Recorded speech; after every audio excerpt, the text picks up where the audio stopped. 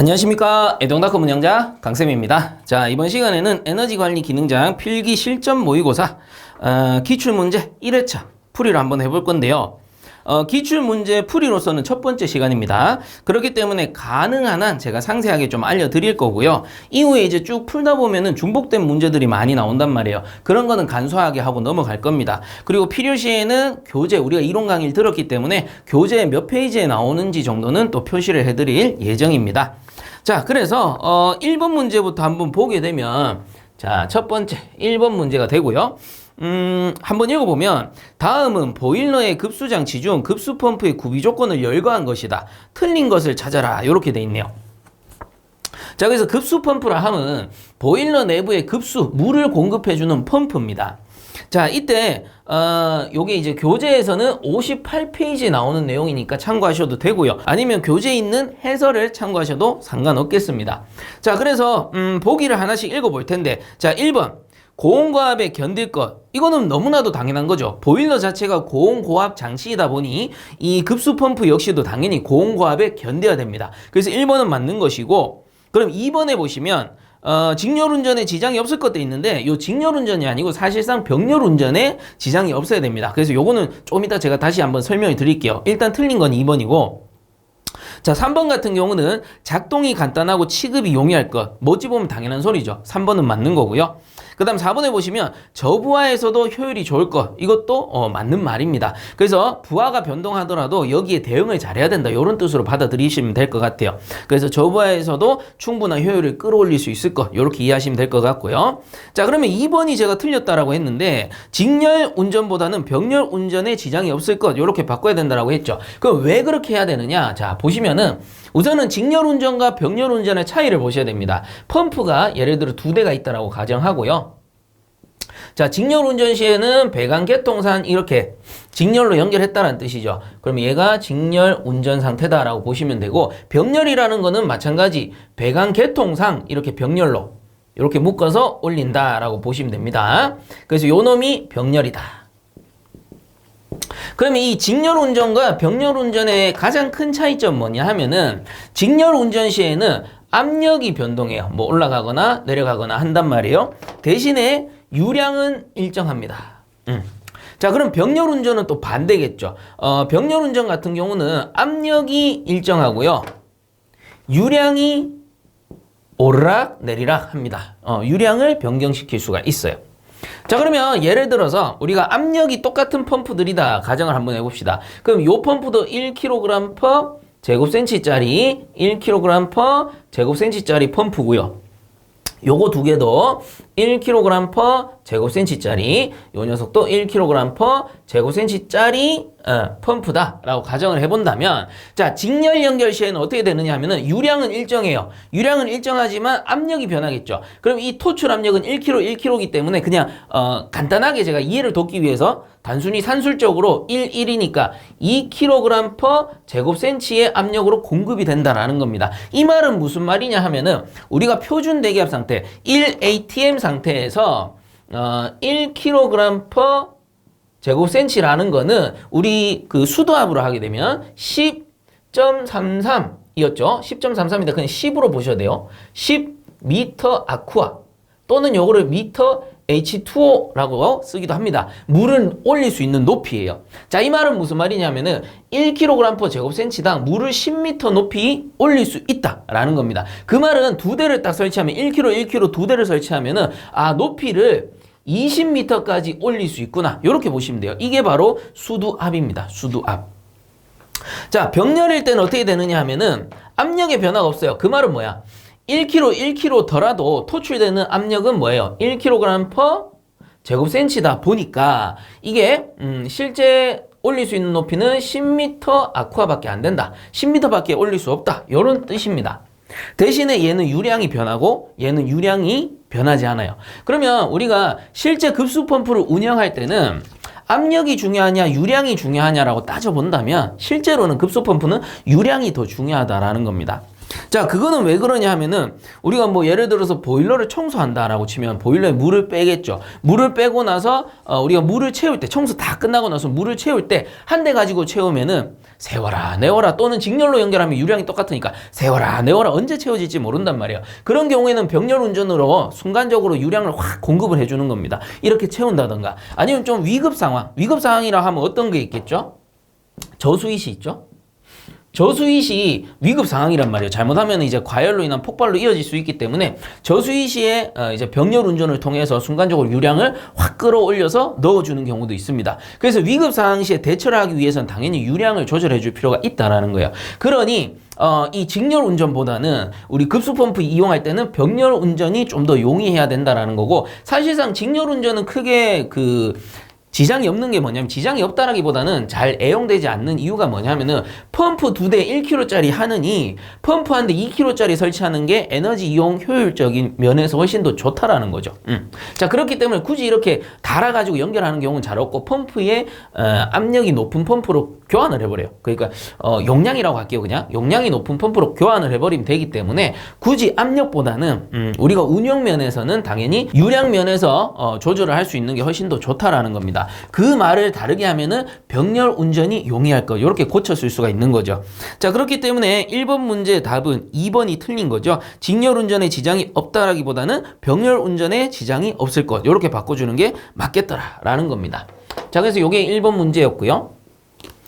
자, 그 다음 2번 문제 보겠습니다. 2번 문제 보시면 보일러 연소실에서 발생한 연소가스가 굴뚝까지 이르는 통로는? 이라고 물어봤습니다. 그래서 보기에 보시면 연돌, 연도, 하관, 개자리 이렇게 나오는데 자, 이거 이론 수업할 때도 잠깐 했었는데 보일러가 이렇게 있을 때 제가 제일 간단한 노통 보일러 그려볼게요. 이렇게 노통이 설치가 되고 버너가 설치가 됩니다. 자, 이때 버너에서 연소를 할 거고요. 연소되는 요 공간을 우리는 뭐라고 하죠? 이 연소되는 공간을 연소실이라 부르죠. 연소실. 그래서 이 연소실에서 발생한 연소가스가 전열을 하면 전열 교환을 하게 되면 내부에 있는 물을 데워서 증기를 발생시키고 이 증기를 사용하면은 증기 보일러, 그 온수를 사용하면 온수 보일러 이렇게 나뉠 수 있다라고 말씀을 드렸습니다. 자, 그럼 여기서 연소한 연소가스가 사용되고 나서는 어떻게 해야 돼요? 이걸 또 버려줘야 되죠. 밖으로 빼줘야 됩니다. 안 그러면 미연소분이 돼서 잘못하면 논의 폭발로 이어지기 때문에 사용하고 난 연소가스를 우리는 배기가스라 부르죠. 그래서 이 배기가스는 이렇게 굴뚝을 설치하고요. 굴뚝을 설치하고 이런 식으로 연결을 합니다. 자, 그러면 요 상태에서 이 굴뚝을 뭐라고 부르느냐? 요거를 연돌이라 부르죠. 연돌.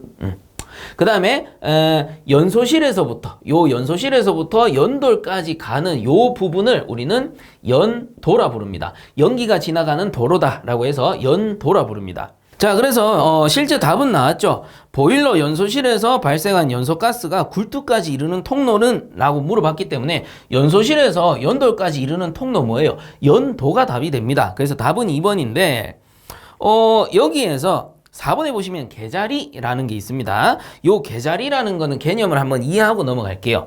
그래서 이 개자리라는 건 뭐냐면은 해설에도 나와 있지만 사전적인 뜻은 자연 통풍 방식에서 요게 자연 통풍 방식이죠. 송풍기 사용하지 않았습니다. 자연 통풍 방식에서 배기가스의 순간적인 역류를 방지하기 위해 굴뚝 하부에 설치하는 것으로 높이는 굴뚝 연돌 지름의 2배 이상으로 한다. 이렇게 돼 있죠. 자, 그래서 우리가 자연 통풍 방식이라 함은 사실상 요런 거 배웠어요. 굴뚝의 높이를 높일수록 통풍력이 증가한다. 이렇게 배웠단 말이에요. 자, 근데 요거 이제 이론적으로 높이면은 왜 통풍력이 증가하느냐? 연소실의 온도가 높고요. 연소실의 온도가 높다라는 거는 밀도가 가볍다라는 뜻이죠. 그리고 바깥에 외부에 있는 공기 요층에 있는 온도죠. 이 온도가 낮을수록 밀도는 어때요? 커지는 거예요. 즉 자연 통풍이라는 거는 이 밀도 차에 의해서 순환을 하는 거다 보니까 이 연소가스의 밀도가 가벼울수록 그리고 여기가 높을수록 공기의 온도가 높을수록 이게 자연스럽게 더 잘 올라간다는 뜻이에요. 이거를 이용해서 어때요? 연돌의 높이를 높여버리면은 위쪽으로 갈수록 온도는 더 낮아질 거예요. 그럼 밀도는 더 무거워지겠죠. 그래서 밀도 차가 커지니까 더 잘 되는 건 맞는데 이론적으로 기본적으로. 근데 이걸 너무 과하게 높여버리면 어떻게 되느냐 하면은 이 배기가스가 이렇게 쭉 나가다가 이걸 통과해서 나가버리면 괜찮아요. 근데 여기에 머무는 경우가 있어요. 너무 높아가지고. 더 못 올라가고 너무 높아서 정체되는 경우가 있습니다. 그럼 이 정체되어 있는 배기가스가 온도가 식고 밀도가 점점 커지겠죠. 밀도가 너무 커져버리면 어떻게 되느냐 하면은 연료 내부에 배기가스 내부에 수분이 응축한다던가 우리가 목재를 태우는 보일러 같은 경우는 목재액인데 목재액이 응축해서 뚝뚝뚝 떨어져요. 그래서 뚝뚝뚝 떨어지고 또한 이게 무거워지니까 이 가스가 무거워지니까 이렇게 역류하는 경우도 있습니다. 자, 그래서 이런 거를 막기 위해서 어떻게 하느냐 하면은 연돌을 보통 보면은 여기서부터 연돌이라 하고요. 개자리라는 거는 여기 밑에 좀 더 길게 아래쪽으로 연장해서 파줘요. 밑으로 그냥 파주는 거예요. 밑으로 파주게 되면은 응축된 뭐 수분이라든가 목초액 같은 것들이 밑으로 흡수가 되고요. 그리고 역류 역시도 이렇게 연소실로 가는 역류를 막아주고 대신에 이쪽으로 가스가 떨어질 수 있도록 만들어주는 거예요. 그러면 무거운 가스는 밑으로 떨어질 거고 가벼운 가스는 자연스럽게 이렇게 통과해서 올라가게 되겠죠. 그래서 바로 요 부분, 요 연돌 밑에 부분, 파준 부분을 개자리 라고 합니다. 그래서 굴뚝의 높이가 너무 높은 경우에 밀도차가 아니죠. 여기서는 이 배기가스가 배출하지 못하고 이 배기가스가 무거워지니까 뚝뚝뚝 떨어진다. 요런 개념이에요. 뚝뚝뚝 떨어지는데 이 개자리가 없으면 이게 연소실 쪽으로 역류해버리니까 이 통풍이 안 되잖아요. 그래서 밑으로 일부 빼주고 가벼운 거는 지가 지나갈 수 있게끔 이렇게 길을 열어준다 라고 보시면 되겠습니다. 그래서 요게 개자리가 되겠고요. 요 정도 개념은 이해를 해두면은 문제 푸실 때 도움이 되실 거예요. 자, 그래서 2번 문제의 답은 2번 연도가 되는 거고 3번의 화관이라는 거는 제가 아무리 찾아봐도 보일러에 관련된 건 없는 것 같더라고요. 그래서 화관이라고 뭐 검색도 해보고 알아봤는데 대부분 보면은 화관법이라고 해서 법이 나오던가 아니면은 화관이라고 해서 그 머리에 쓰는 거 있잖아요. 꽃으로 만든 관이 나오더라고요. 자, 어쨌든 2번 문제의 답은 2번 연도가 되겠습니다. 자, 그 다음 3번 문제. 보일러에서 공기 예열기의 기능에 관한 설명 중 잘못된 것은 이렇게 돼 있네요. 자, 그래서 공기 예열기라는 거는 공기를 예열해서 연소실 쪽으로 넣어주는 장치를 얘기하는 건데 따지고 보면 뭡니까? 폐열 회수 장치입니다. 그래서 문제 나온 김에 폐열 회수 장치 정리해 보면 폐열 회수 장치라는 게 우리가 예를 들어 보일러가 있다. 우리 소형 보일러 말고 커다란 대형 보일러라고 생각을 합시다. 그래서 화력발전소 생각하시면 돼요. 자, 여기에서 이제 연소를 시킵니다. 연소를 시키면 우리 이 연도와 연도를 이렇게 연결했을 때 이 배기가스가 쭉 빠져나가겠죠. 뭐 여기에다가 연도를 연결했다 이렇게 칩시다. 그럼 이게 굴뚝이니까 이렇게 빠져나간다라고 가정을 한번 해볼게요.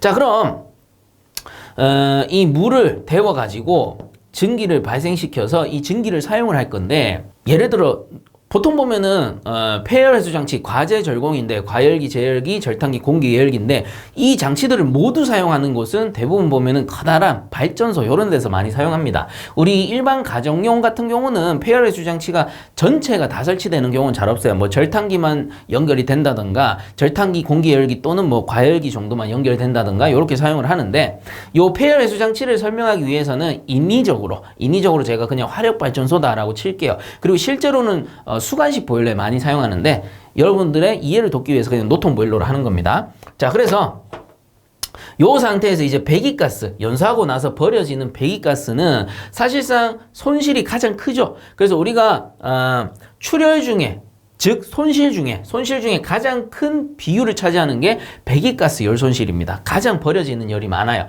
그래서 이걸 그냥 버리자니 너무 아까워서 재활용하는 건데 버려지는 열, 폐열을 재활용한다라고 해서 폐열 회수 장치라고 부르는 것이고, 자, 이때 가장 먼저 쓰는 게 과열기입니다. 과열기는 이 증기관을 이렇게 연도에다가 연결을 하는 거죠. 연도에 연결하면은 처음에 나올 때는 예를 들어 포화증기였다 또는 습증기였다 라고 치면은 이 과열기를 통과하면 요 부분이 과열기가 되는 거예요.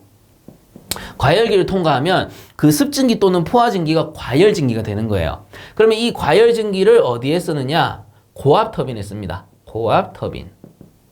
자, 고압 터빈이라는 거는 터빈이라는 게 뭐예요? 열 에너지를 전기 에너지로 바꾸는 겁니다. 그래서 제가 화력 발전소다라고 말씀을 드렸죠. 그래서 고압 터빈에서 사용하고 이제 이걸로도 끝내자니 좀 아쉬워요. 그래서 어떻게 하느냐면 고압 터빈을 통과하면서 이 과열 증기가 약간 식겠죠. 그거를 다시 한번 과열을 해줘요. 이렇게 다시 한번 과열한다. 그래서 다시 한번 과열하기 때문에 요거를 재열기라 부릅니다. 재열기, 재가열한다. 이렇게 보시면 돼요. 그래서 이제 저압 터빈에 한 번 더 쓰는 거예요. 저압 터빈. 이렇게 하면 아무래도 효율이 많이 올라가겠죠. 어차피 버려질 열인데 재사용을 하고 있는 거니까. 그래서 과열기, 재열기 이런 식으로 설치가 되고요. 고압 터빈, 저압 터빈에 쓰기 때문에 아무래도 화력 발전소에 용이하겠죠. 자, 그리고 그 다음에 설치되는 게 절탄기인데, 절탄기 같은 경우는 우리가 뭐 예를 들어 물탱크가 있다 또는 급수 탱크가 있다. 그럼 요 이제 급수관을 어떻게 하느냐면 급수관을 여기에 열교환을 시켜서 이렇게 넣어주는 거예요. 그래서 급수를 예열한다. 요런 거를 이제 절탄기라고 부릅니다. 절탄기. 그래서 물을 아무래도 예열해서 넣어주다 보니까 어때요? 우리가 열을 조금만 가해도 쉽게 증발할 수가 있겠죠. 열 효율을 높여준다. 이렇게 보시면 되는 거고요. 자, 그 다음에 지금 문제에서 나오는 공기 예열기는 이렇게 해가지고 이런 식으로 연결합니다. 자, 그리고 이 송풍기가 이렇게 설치되어 있다라고 칩시다. 보통 보면 버너에 연결되어 있는데 그냥 제가 별도로 이렇게 뺄게요. 자, 그리고 이 부분도 제가 파란색으로 이렇게 고치겠습니다. 자, 이렇게 해서 연결해준다 라고 보시면 돼요. 이건 뭐냐면은 송풍기를 설치했기 때문에 공기를 이렇게 예열해가지고 넣어주는 거예요. 그래서 요게 공기 예열기. 이 설치 순서를 물어보는 경우도 많죠. 어떻게 됩니까? 과제, 절공. 그래서 과열기, 재열기, 절탄기, 공기 예열기 순으로 설치가 된다. 이렇게 보시면 됩니다. 자, 그래서 어때요?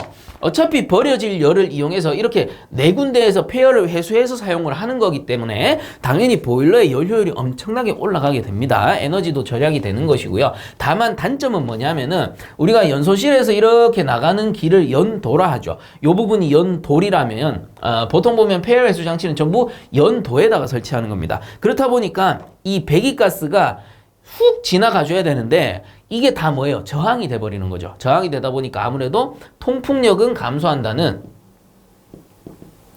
단점이 있는 겁니다. 그래서 가장 큰 장점은 열 효율을 높인다.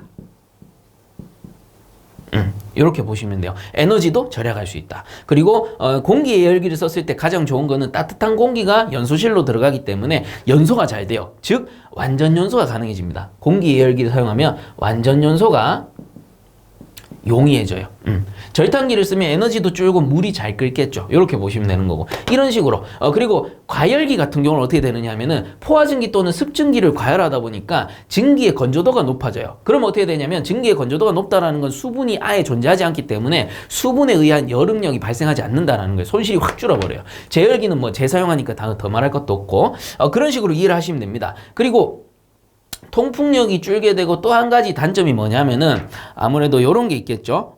외부 부식의 원인이 됩니다. 외부 부식. 굳이 이제 단점을 또 찾자면 외부 부식은 뭐냐면은 고온 부식과 저온 부식으로 나뉘어요. 그래서 이것도 일어날 때 했는데 과열기와 재열기는 뭐예요? 요거는 고온 부식에 해당이 되는 거고, 제가 파란색으로 이렇게 그린 절탄기와 공기 예열기는 이거는 저온 부식의 원인이 된다라고 배웠습니다. 이 정도도 같이 정리해 두시면 좋아요. 자, 그럼 이제는 뭐 쭉 읽어보면 이해가 가실 겁니다. 자, 3번 문제 보시면 보일러에서 공기 예열기의 기능에 관한 설명 중 잘못된 걸 찾아라 라고 했잖아요. 그래서 공기 예열기 썼을 때 가장 좋은 거는 완전 연소가 가능하고 열 효율이 높아진다 라는 건데, 1번에 보시면 연소가스의 일부를 활용함으로 열 효율은 어떻게 된다? 낮아지는 게 아니고 높아진다. 이렇게 봐야 되겠죠. 그래서 틀린 거는 1번이 되는 거고, 나머지 한번 읽어보면 2번에 공기를 예열시켜 공급함으로 불완전 연소가 감소한다. 맞죠? 불완전 연소가 감소한다. 완전 연소가 가능해진다. 이 말하고 같은 거예요. 그 다음 3번 같은 경우는 논해의 연소 속도를 빠르게 할 수 있다. 뭔 말입니까? 잘 탄다라는 뜻이죠. 잘 탄다, 완전 연소가 가능하다, 똑같은 말입니다. 그래서 연소 속도가 빨라지는 거고요. 그 다음 4번에 보시면 저질 연료의 연소에 더욱 효과적이다. 그래서 질이 안 좋은 연료라도 공기를 예열해서 넣어주면 완전 연소가 가능하다라는 뜻이에요. 그래서 2, 3, 4번은 다 맞는 거고 틀린 것은 1번이고요.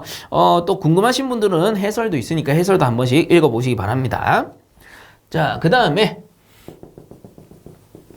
4번 문제를 한번 볼까요? 4번 문제 한번 읽어보면 가열 전 물의 온도가 10도씨인 온수 보일러에서 가열 후 온도가 80도씨라면 이 보일러의 온수 팽창량은 몇 리터인가? 단 이 온수 보일러의 전체 보유 수량은 400리터, 물의 팽창 개수는 0.5 곱하기 10의 마이너스 3승 퍼 도시 이렇게 나왔네요. 자, 그래서 이 보일러 온수 팽창량을 구하는 건데 온수 팽창량 구하는 공식 하나 정도는 암기를 해주시는 게 좋습니다. 그래서 델타 V라고 해서 팽창한 양입니다. 전에는 요랬는데 이만큼 팽창했다. 그래서 델타 V로 쓰는 거고요. 요 녀석은 V 곱하기 로 1분의 1 빼기 로 2분의 1 요렇게 구하게 되는데 자, 여기에서 V라는 게 전수량. 그래서 전수량이라고 보셔도 되고 아니면 그냥 수량 이렇게 알아두셔도 돼요. 전체 수량을 얘기하는 겁니다. 그 다음에 로1이라는 거는 로라는 게 밀도를 나타내죠. 밀도인데 가열 후 밀도예요. 가열 후 밀도. 그 다음에 요 로2는 가열 전입니다. 가열 전 밀도라고 보시면 돼요. 근데 요 공식 같은 경우는 밀도를 이용해서 구하는 공식이다라고 보시면 되고 실제 문제에서는 온도 조건을 줬단 말이에요. 그래서 온도 조건을 줬을 때는 공식이 바뀝니다. 자, 델타 V는 어떻게 바뀌느냐 하면은 V의 알파 델타 T라는 공식으로 바뀌어요. 자, 그래서 V는 똑같아요. V는 똑같이 전수량이고 자, 알파라는 게 요게 팽창 개수라고 보시면 됩니다. 물의 팽창 개수. 그냥 제가 팽창 개수라 적을게요. 팽창 개수. 이게 뭔 말이냐면은 물을 가열할수록 어때요? 최적이 이렇게 증가한단 말이에요. 그 팽창 개수가 이만큼이다. 그래서 요게 이제 물로서 팽창 개수를 줄 때도 있고 문제 풀다 보면 뭐 철이나 뭐 다른 걸로 줄 때도 있습니다. 문제 조건에 따라서 넣어서 푸시면 돼요. 그 다음에 이거는 다들 아시죠? 온도차. 그 나머지 상세는 제가 해설에 남겨뒀으니까 해설을 보셔도 되고요. 어쨌든 이 상태에서 제가 한번 넣어 볼게요. 지금 문제에서 전체 보유 수량, 전수량이죠. 400리터라고 줬습니다. 그 V가 400 단위까지 제가 해드릴게요. 리터가 되는 거고요. 그 다음 곱하기 요게 팽창 개수가 맨 밑에 나오는데 0.5 곱하기 10의 마이너스 3승입니다. 0.5 곱하기 10의 마이너스 3승 요게 퍼 도시라고 나오고요. 그 다음 곱하기 이제 온도차죠. 온도차는 뭐 딴 거 없습니다. 높은 거에서 낮은 거 빼주시면 돼요. 80 빼기 10 도시가 되는 겁니다. 자, 그러면 도시 사라지고 뭐가 남죠? 리터가 남습니다. 자, 그래서 우리가 물의 팽창량의 단위가 뭐예요? 리터기 때문에 이렇게 리터가 남는 게 정상이다라는 거예요. 자, 그래서 이 상태로 계산기에 두드려 보시면은 14리터가 나올 겁니다. 14리터. 자, 근데 계산기 두드리시다 보면은 요 10의 마이너스 3승 요거 입력을 좀 어려워하시는 분들이 계신데 제가 가급적이면 이 기능장 풀이 영상에서는 요런 계산 문제들 있죠. 계산 문제들은 제가 실제로 계산기 사용 영상을 추가할 겁니다. 그래서 다 모아서 하는 건 아니고 지금 1회차 문제 풀고 계시잖아요. 그래서 1회차 문제 보통 보면 제가 30번 단위로 푼단 말이에요. 1번부터 30번 또는 31에서 60번 요런 단위로 풀기 때문에 한 영상이 끝날 때 되면은 예를 들어 이번 회차 같은 경우는 30번까지 문제를 다 풀고 그 30번 뒤에다가 계산 문제 같은 경우는 제가 계산기를 실제로 두드리는 영상까지 추가를 해 드릴 겁니다. 그래서 영상 문제풀이 30번까지 다 끝났다고 그냥 끝내고 나가지 마시고 계산기 잘 쓰시는 분들은 안 봐도 되죠. 근데 계산기 사용이 조금 미숙하신 분들은 끝까지 한 번씩 보시면 좋을 것 같아요. 자, 그래서 4번 문제의 답은 14리터라고 해서 3번이 되겠습니다.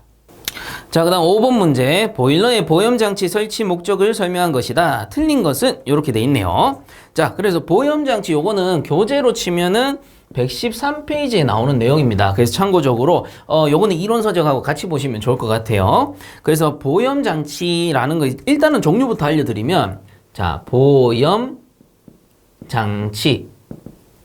라고 해서 종류로는 윈드박스 그리고 버너타일 그 다음에 콤버스터 이거 문제에서 콤버스터로 나올 때도 있고 컨버스터로 나올 때도 있고 이게 영어 발음이니까 상관은 없습니다만은 참고적으로 보세요. 그 다음에 스테빌라이저 이 스테빌라이저를 다른 말로 보염기라 부릅니다. 보염기. 자, 그래서 요게 1번, 2번, 3번, 4번 요렇게 있다 치면은 얘들을 총괄해서 보염장치라 부르는 거예요. 그래서 보염기랑 보염장치 많이 헷갈려들 하시는데 그냥 스테빌라이저라고 알아두시면 됩니다. 그래서 간혹 문제에서 보염기라고 나올 때도 있으니까 참고적으로 제가 써드리는 거예요. 자, 이때 사전적인 의미를 알려드리면 윈드박스 같은 경우는 공기 흐름을 적절히 유지해 화염을 안정시킨다. 그래서 말 그대로 윈드박스, 공기박스잖아요. 공기상자. 그래서 공기의 흐름을 적절히 유지하는 장치. 그래서 공기가 너무 한 번에 많이 들어가거나 너무 작게 들어가면 어떻게 돼요? 실화로 이어질 수 있죠. 그래서 우리가 토치 같은 경우도 아세틸렌 밸브 열고 산소를 너무 과하게 공급한다거나 너무 이제 아세틸렌 밸브만 많이 열고 산소량이 적으면 막 꺼지거나 이런단 말이야. 그래서 공기의 흐름을 조정한다. 즉 공기의 양이나 흐름 이런 것들을 조정해서 화염의 안정을 도모한다라는 거예요. 그 다음에 버너 타일 같은 경우는 버너 앞부분에 설치하여 분무 연료와 타일벽 사이에 와류 및 저속부가 형성되는 것을 막아서 실화를 방지하는 장치인데, 자, 버너 타일은 우리가 뭐 예를 들어 버너가 있다 칩시다. 이런 식으로 버너가 있어요. 버너가 있으면 버너가 이제 조금 상세하게 그려드리면 이런 전극봉도 있을 수 있고, 연료 노즐은 제가 별도로 솔레노이드 밸브 이렇게 설치하고, 전자밸브입니다. 전자밸브. 여기서 연료를 이렇게 공급해서 노즐에 이렇게 뿌려주는 거예요, 실제로. 그러면 이 전극봉에서 스파크 타다다닥 튀면서 연료를 뿌리면 화염이 이렇게 확 형성이 된단 말이에요. 근데 요 앞부분에 우리가 이게 보일러 연소실에 이렇게 연결돼 있다 치면은 요 앞부분에 아무것도 없게 되면은 연료가 막 이렇게 비산되거나 해가지고 불이 한쪽으로 이렇게 치우친다거나 아니면 막 엄청나게 막 퍼져나간다거나 이럴 수 있단 말이에요. 그렇기 때문에 요 부분 앞부분에 버너 타일이라는 내화재입니다. 내화재를 이렇게 원통 형식으로 이렇게 씌워주는 거예요. 이런 원통 형식으로 이렇게 내화재를 이용해서 이렇게 막아주면은 어때요? 아무래도 연료의 분무 상태도 고르게 될 거고 화염도 이렇게 직선 상태로 나갈 수 있다라는 겁니다. 그래서 요런 이제 버너 타일 일종의 내화물이다. 이렇게 보시면 돼요. 그래서 타일 형식으로 된 내화물이다. 그래서 요거를 설치해서 어떻게 합니까? 이게 없다면은 막 연료가 이렇게 튄다거나 와류 현상이 생긴다거나 공기가 막 이렇게 저속부가 생기면서 저압부가 생기면서 와류 현상이 생길 수 있다라는 겁니다. 요런 거를 막아준다. 그래서 막아줌으로써 화염이 어디로 치우친다거나 꺼지는 거를 막아주는 거예요. 자, 요게 이제 버너 타일이 되는 것이고, 그 다음에 콤버스터라는 녀석은, 자, 여기 세 번째 콤버스터라는 녀석은 저온의 노에서 연소를 안정시켜 분출 흐름의 모양을 안정시킨다. 그래서 모양을 안정시키는데 어떻게 하느냐면 버너 타일 다음에 뭔가를 하나 또 설치할 수 있어. 이런 식으로 설치해가지고 여기 중간중간에 구멍을 내주는 거야.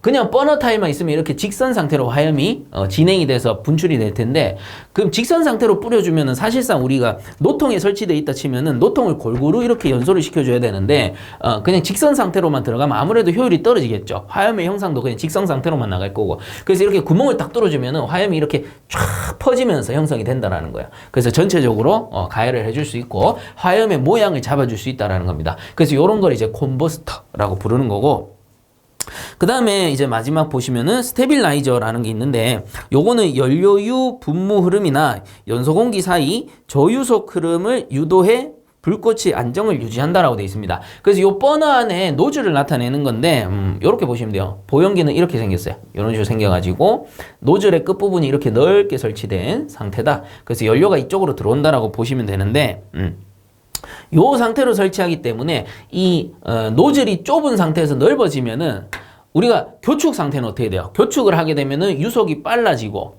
그리고 압력이 확 떨어집니다. 압력이 확 떨어지면서 유속이 빨라져 버려요. 근데 넓혀버리면 반대죠. 유속이 어때? 유속이 좀 다운됩니다. 그래서 유속이 너무 빨라 버리면, 연료가 너무 빨리 지나가 버리면 불이 붙기 전에 지나가 버리니까 미연소분이 될 수 있단 말이에요. 그래서 여기서 저유속을 만들어서 일정하게 연소할 수 있게끔 만들어주는 게 바로 보염기, 스테빌라이저다. 이렇게 보시면 됩니다. 자, 그래서 보염장치라는 거는 결국 뭐냐면은 화염의 안정을 도모하는이라고 적지 않겠습니다. 앞으로 안정을 보호하는. 그래서 화염, 보호한다 이 뜻이잖아요. 요런 장치를 보염장치라고 한다. 요렇게 개념을 잡아주시면 돼요. 이론 강의 때 해드린 내용이지만 나온 김에 제가 한 번 더 설명을 드립니다. 자, 그래서 5번 문제 한번 읽어볼게요. 다시. 보일러의 보염장치 설치 목적을 설명한 것으로 틀린 것은. 그래서 요 보염장치 얘들을 다 얘기하는 거예요. 자, 1번. 연소용 공기의 흐름을 조절하여 준다. 뭐 있습니까? 윈드박스에 대한 설명 맞네요. 1번 맞고. 그 다음 2번에 확실한 착화가 되도록 한다. 당연하죠. 이거 네 가지의 가장 중요한 역할이 착화를 돕고 이 화염이 유지되게끔 하는 거예요. 그래서 이 보염장치를 통틀어서 맞는 말입니다. 2번 확실한 착화가 되도록 한다. 맞습니다. 자, 그 다음 3번 보시면은 연료의 분무를 확실하게 방지한다. 요거 틀렸겠죠. 연료가 분무돼야 어때요? 저유속으로 되든 일정한 유속으로 되든 분무가 돼야 연소 상태가 유지가 된단 말이에요. 자, 근데 연료의 분무를 확실하게 방지한다. 이거는 틀린 답이 되겠죠. 그래서 틀린 건 3번이고 4번 같은 경우는 화염의 형상을 조절해준다. 이런 식으로 화염의 형상을 조절해주는 거를 콤버스터라고 방금 말씀을 드렸습니다. 자, 그래서 5번 문제에서 틀린 것은 3번이 되겠네요. 자, 그 다음에 6번 문제 한번 보겠습니다. 자, 6번 문제 한번 읽어보면 열정산에서 출혈 항목에 속하는 것은 이렇게 돼 있는데, 자, 요거는 93페이지를 참고를 해주시면 좋을 것 같아요. 자, 93페이지. 그래서 우선은 출혈 항목을 알려드리면 출혈 항목 외우는 방법이 있습니다. 출혈 항목인데 불, 발, 방, 배, 미 이렇게 암기를 해주시면 돼요. 이게 뭐 있습니까? 제가 이거 이론 강의 때 다 설명드렸는데 불완전 연소에 의한 출혈 또는 손실이라고도 불러요. 그 다음에 발생증기 보유열을 얘기하는 거고, 이건 방사 손실입니다. 그래서 요거를 지금 노벽 방사 손실이라고 돼 있네요. 손실.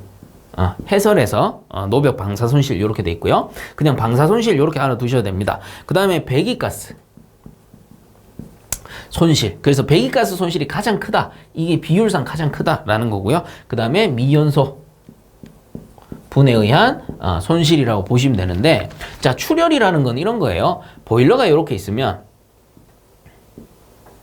보일러에 넣어주는 열은 모두 이별입니다.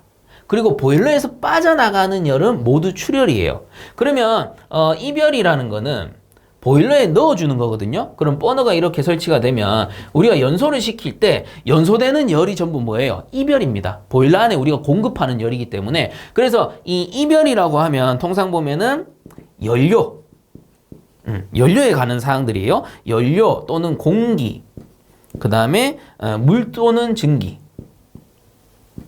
우리 이론 시간 때 이렇게 배웠습니다. 이게 무슨 말이냐면은 이별 항목은 일단 연료를 넣어줄 텐데 연료의 발열량이 있을 겁니다. 그래서 연료의 저희 발열량 또는 연료의 현열, 그 다음에 연료를 연소하기 위해서는 공기가 필요하죠. 그래서 공기가 가진 현열, 뭐 예를 들어 공기 예열기를 썼다. 그러면 그 열도 마찬가지로 이별 항목으로 봅니다. 자, 그 다음에 마지막에 나오는 게 물 또는 증기 이렇게 돼 있는데, 사실상 요거는 언제 쓰느냐 하면은 물이라는 거는 절탄기를 썼을 때, 폐열 회수 장치 중에 절탄기를 썼을 때 예열이 되어서 들어오는 물이기 때문에 우리는 이별 항목으로 볼 수 있는 거고요. 그 다음 증기 같은 경우는 요 증기 같은 경우는 벙커 CO 쓸 때, 벙커 CO라고 해서 석탄에 가까운 게 있는데 이 질이 안 좋다 보니까 무화가 잘 안 돼요. 그래서 억지로 무화를 시키기 위해서 요 뜨거운 증기를 사용하는 경우가 있습니다. 그럼 이 증기 역시도 논해로 들어가는 증기다 보니까 벙커 CO를 가열하기 위해서 어쨌든 들어가는 열이니까 이별로 본다라는 거예요. 자, 그럼 이제 요 이별들을 빼고 나서는 전부 출혈이 되는 건데, 출혈은 대부분 손실입니다. 한 가지만 빼고, 뭐 발생증기 보유열 요거 빼고는 다 손실이에요. 자, 그래서 이별 항목은 제가 밑에 이렇게 정리를 해드렸고, 연소실이나 연료, 공기, 그리고 절탄기 썼을 때 물 또는 벙커시우 썼을 때 증기, 들어가는 열 전부 이별이고요. 자, 그럼 하나씩 봅시다.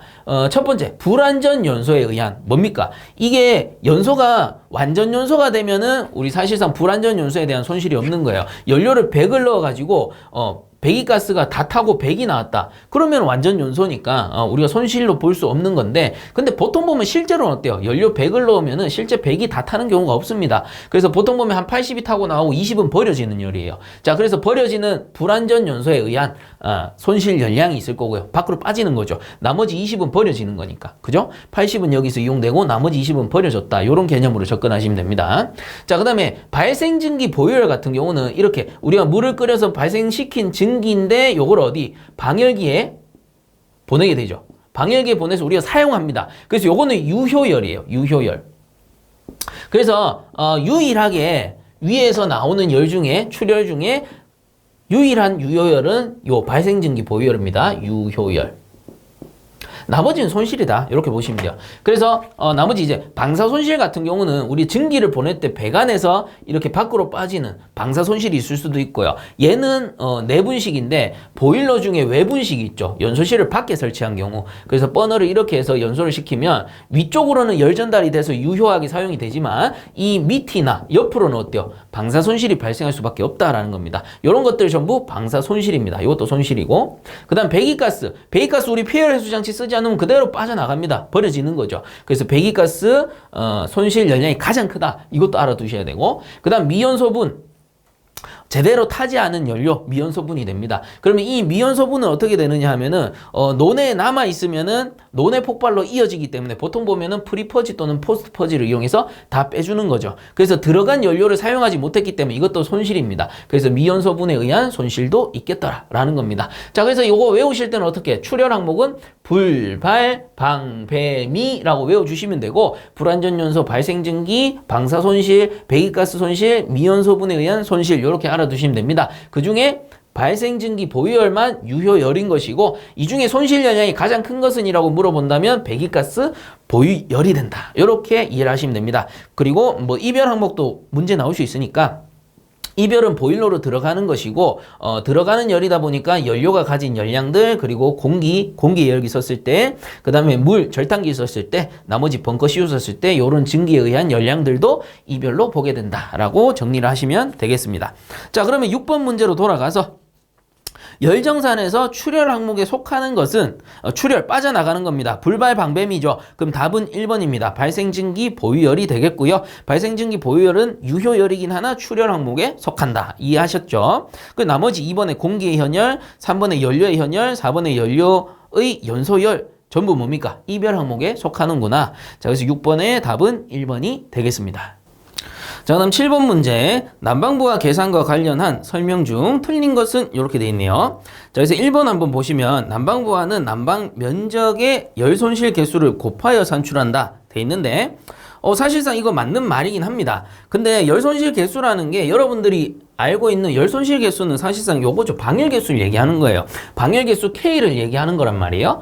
요게 이제 열 손실 개수인데, 자, 이렇게 보시면 돼요. 우리가 알고 있는 난방부하 구하는 공식이 Q는 뭐 있습니까? 스몰 q 곱하기 A 또는 뭐라 적어요? EDR이라고 적었죠. EDR. 그래서 여러분들 QEDR 외우셔도 되고요. 아니면은 QA 이렇게 외우셔야 됩니다. 둘 다 뭐예요? 면적이고 얘는 방열량입니다. 자, 이때 보통 보면 얘를 표준 방열량으로 쓰죠. 표준 방열량.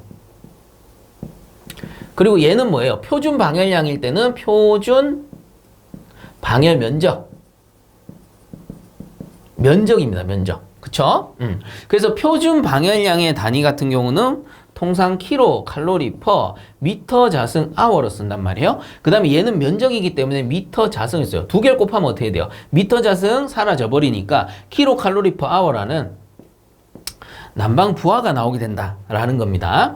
자, 근데 중요한 거는 뭐 딴 건 아니고 참고적으로 스몰 q를 표준 방열량으로 쓰면 얘는 표준 방열 면적이 되는 거고, 그냥 요거를 일반 방열량, 표준이 아닌 그냥 일반 방열량으로 쓰면 그냥 얘도 방열 면적이 되는 겁니다. 그래서 우리가 A로 알고 있기도 하죠. 기호는 뭐 둘 다 면적을 나타내는 거니까. 어쨌든 단위도 똑같고 개념은 똑같은데, 자, 여기서 스몰 q라는 건 뭐냐면은 스몰 q라는 거 요 녀석 같은 경우는 보통 보면 방열기의 소요 방열량이라고 나타내거든요. 자, 그래서 스몰 q를 구하는 공식이 따로 있죠. 스몰 q는 어떻게 구하느냐? K 델타 T 이렇게 구한단 말이에요. 그래서 요거를 열통과 율 또는 열관류율이라고도 하고 여기서 말하는 이제 손실 계수가 될 수도 있는 겁니다. 그래서 이 열통과 율의 단위는 킬로칼로리 퍼 미터 자승 아워 도시죠. 킬로칼로리 퍼 미터 자승 아워 도시가 되는 거고요. 그다음 곱하기 델타 T니까 도시를 곱하게 되면 도시만 날아가기 때문에 킬로칼로리 퍼 미터 자승 아워라는 뭐예요? 표준 방열량 또는 방열량이 된다라는 겁니다. 제가 이걸 왜 알려드리느냐 하면은 자 보세요. 스몰 q 대신에 요걸 넣을 수도 있는 거죠. K 델타 T를 넣을 수도 있는 거예요. 그러면 EBR 대신에 제가 면적의 기호를 F로 바꿔볼까요? 그럼 어떻게 돼? 스몰 q 자리에 K 델타 T가 들어가고 얘는 F가 되니까 우리가 알고 있는 공식이에요. 열량 K F 델타 T가 되는 겁니다. 즉 손실계수의 면적을 구한다라는 말이 틀린 말이 아니다라는 뜻이죠. 자, 그래서 이런 식으로 공식을 우리가 유도해 나갈 수 있어요. 근데 뭐 이런 것까지 아실 필요는 없고 여러분들은 개념만 알고 넘어가시면 됩니다. 자, 어쨌든 1번은 맞는 겁니다. 난방부하는 난방 면적의 열손실계수를 곱하여 산출한다. 맞죠? 그 다음에 2번에 보시면 방열기의 방열계수는 온수난방의 경우가 증기난방의 경우보다 크다라고 돼 있는데 통상 온수난방은 450이고 증기난방은 650이죠. 그래서 요게 틀렸네요. 2번을 바꾸자면 방열기의 방열계수는 온수난방의 경우가 증기난방의 경우보다 작다라는 겁니다. 그리고 3, 4번은 같이 정리를 좀 해야 될 것 같은데 3번에 보시면 온수난방은 방열기의 평균 온도를 80도씨로 기준하고 표준 방열량은 450이다. 맞죠? 그 다음에 4번도 증기난방은 평균 온도가 102도씨이고 표준 방열량이 650이다. 그래서 이 표준 방열량 바로 3, 4번에 나오니까 2번을 찾을 수도 있는 건데 요거는 우리 기준이 있습니다. 표준 방열량이라는 거는 우리가 약속한 거죠. 요거를 표준이라고 하자. 그래서 기준을 만들어서 표준을 만들어 준 거예요. 자, 이때 증기 난방이 있고 온수 난방이 있다라는 겁니다. 자, 그러면 기준이 어떻게 되느냐면 증기 난방의 방열 개수, 열손실 개수 이렇게 보시면 되는데 얘는 8이고요. 온수 난방 같은 경우는 7.2입니다. 7.2라고 나타내고 그 다음에 표준 상태의 온도는 델타 T라고 제가 해볼게요. 델타 T라고 했을 때 자 증기 난방의 열매 온도가 102도씨고요. 그 다음 빼기 실내 온도가 21도씨를 우리는 표준으로 잡습니다. 그 다음에 온수 난방은 80도씨를 열매 온도 그리고 18도씨를 실내 온도로 잡습니다. 그러면 K 델타 T니까 곱하면 어떻게 돼요? 곱하게 되면 표준 방열량 나온다라는 거거든요. 이렇게 곱하게 되면 그래서 대략적으로 약 요게 650 킬로칼로리 퍼 미터 자승 아워가 나온다라는 소리고 K 델타 T 했으니까요. 단위 요렇게 되는 거죠. 자, 그 다음에 요 녀석은 대략적으로 450 킬로칼로리 퍼 미터 자승 아워가 나온다. 요 뜻이에요. 그래서 다른 거 없어요. 요거를 이제 우리가 기준으로 만들어 놓았다. 요걸 표준으로 보자. 약속한 겁니다. 자, 이때 3, 4번 같은 경우는 방열기의 평균 온도라고 돼 있는데 평균 온도가 요 열매 온도를 나타내는 거예요. 열매 온도가 뭐예요? 방열기를 지나가는 온도이기 때문에 방열기의 평균 온도가 열매 온도다라고 보시면 된다라는 겁니다. 자, 그렇기 때문에 3번, 4번 둘 다 맞죠? 그래서 온수 난방은 방열기 평균 온도가 80도씨에 450 표준 방열량이고 그 다음에 증기 난방은 평균 온도가 102도씨에 표준 방열량 650으로 본다. 맞는 겁니다. 자, 그래서 7번에 틀린 것은 2번밖에 없겠죠. 왜 그래요? 온수 난방의 표준 방열량이 증기 난방보다 작다라는 거예요. 자, 이렇게 정리하시고요. 그 다음에 이제 8번으로 넘어갑시다. 자, 8번 문제 한번 봅니다. 8번 문제 같은 경우에는 터보용 송풍기가 장착된 보일러에서 풍량 조절 방법이 아닌 것은 이렇게 돼 있네요. 자, 그래서 터보용을 우리가 다른 말로 뭐라 그래요? 원심식이라고도 부르죠. 원심식 또는 터보용. 실제로는 원심식 안에 터보용이 포함되어 있는 거긴 한데 그냥 뭐 문제에서는 거의 터보용 원심식 거의 비슷하게 쓰기 때문에 그게 그거구나 이렇게 알아두시면 됩니다. 그래서 이 원심식 그 송풍기라는 거는 이렇게 있을 때 이 가운데 임펠러라는 게 있습니다. 이렇게 해가지고 제가 이런 식으로 한번 그려볼게요. 임펠러가 이렇게 설치가 되고요. 그래서 이 임펠러의 원심력에 의해서 송풍이 되는 형태죠. 자, 이때 여기 가운데 보시면은 흡입관이 있어요. 뭐 흡입관이라고 하기도 그렇고 어쨌든 흡입구가 있거든요. 이렇게 원통 모양으로 이런 식으로 생겼습니다. 흡입구에 보면 가운데 또 베인이라는 게 설치가 돼요. 이런 식으로. 베인이라는 녀석이 설치가 되고 실제로는 덕트가 이런 식으로 연결이 됩니다. 이런 식으로. 연결이 되고 이 덕트에는 댐퍼라는 게 존재하겠죠. 댐퍼. 그러면 실제 공기가 이렇게 옆으로 들어가는 게 아니고 화면상 이렇게 들어가는 거예요. 화면상 요 뒤쪽으로 공기가 들어가는 겁니다. 그러면 이렇게 보시면 되겠죠. 요게 임펠러다라고 치면 임펠러가 이렇게 돌아간다 치면 공기가 이렇게 들어가는 거예요. 이렇게 들어가게 되면 그 사이에 임펠러 요 사이에 디퓨저라는 게 이렇게 설치가 돼요. 디퓨저. 디퓨저는 무슨 역할을 하느냐 하면 공기가 이렇게 확 들어가게 되면 디퓨저는 방향을 이렇게 바꿔줍니다. 방향을 바꿔주는데 실제로는 공기가 이렇게 수직으로 작용하기 때문에 우리 면적에다가 이 수직 압력이 작용하면 어떻게 돼요? 압력 에너지가 발생하는 거죠. 그리고 압력 에너지를 순간적으로 디퓨저가 이렇게 방향을 잡아주기 때문에 압력 에너지로 변하는데 그래서 압력 에너지로 바꾸게 되면 디퓨저가 있으면은 원심식 압축기가 되고 통상 디퓨저가 없으면 송풍기 이렇게 보셔도 됩니다. 자, 그래서 뭐 설명하다 보니까 자꾸 압축기 많이 나오다 보니까 제가 이제 압축기를 많이 설명하다 보니까 압축기 쪽으로 넘어가 버렸는데 어쨌든 송풍기도 거의 같은 원리예요. 어쨌든 여기 임펠러가 설치되고 그 다음에 여기 베인 파란색이 베인입니다. 베인 요게 흡입 베인이라 그래요. 흡입 베인. 그리고 뭐 디퓨저가 있을 수도 있고 없을 수도 있는데 뭐 그냥 뒤쪽에 있는 거 디퓨저구나. 그렇구나. 그냥 이 송풍기나 압축기나 원심식은 구조가 똑같기 때문에 있을 수도 있고 없을 수도 있지만 그냥 있다고 칩시다. 그게 나중에 우리 압축기 하면은 또 헷갈리니까. 그래서 디퓨저에 의해서 방향을 잡아서 이렇게 올라간다라고 보시면 될 것 같습니다. 자, 그러면 풍량을 조절할 거예요. 터보용 송풍기가 장착된 보일러에서 풍량 조절 방법이 아닌 것은 이렇게 되어 있습니다. 자, 첫 번째 댐퍼에 의한 조절 방법. 자, 댐퍼 여기 설치되죠. 이게 덕트입니다. 덕트 내부에 댐퍼를 설치해서 댐퍼를 열고 닫고 이런 식으로 풍량을 조정할 수 있어요. 용량 제어법이죠. 그 다음에 2번에 보시면 회전수 변화. 그래서 임펠러의 RPM을 조정하는 거죠. 이 임펠러에 돌아가는 회전수를 조정하는 겁니다. 분당 회전수를 조정해서 용량을 조정할 수 있습니다. 자, 그 다음에 3번에 보시면 송풍기 깃의 수량 조절 방법 돼 있는데 깃이라 하면 요 베인을 얘기하는 거예요. 베인의 요 깃은 딱 정해져 있어요. 수량이 딱 정해져 있어요. 예를 들어 제 그림을 기준으로 한다면 베인이 날개깃이 1개, 2개, 3개, 4개, 5, 6, 7 꼭 피자판처럼 생겼죠. 이렇게 베인의 개수는 정해져 있는 것이고 통상 보면 베인을 이렇게 수평으로 닫아 놓으면 공기가 이렇게 못 들어가잖아요. 요거를 열고 닫고 한다라고 생각하시면 됩니다.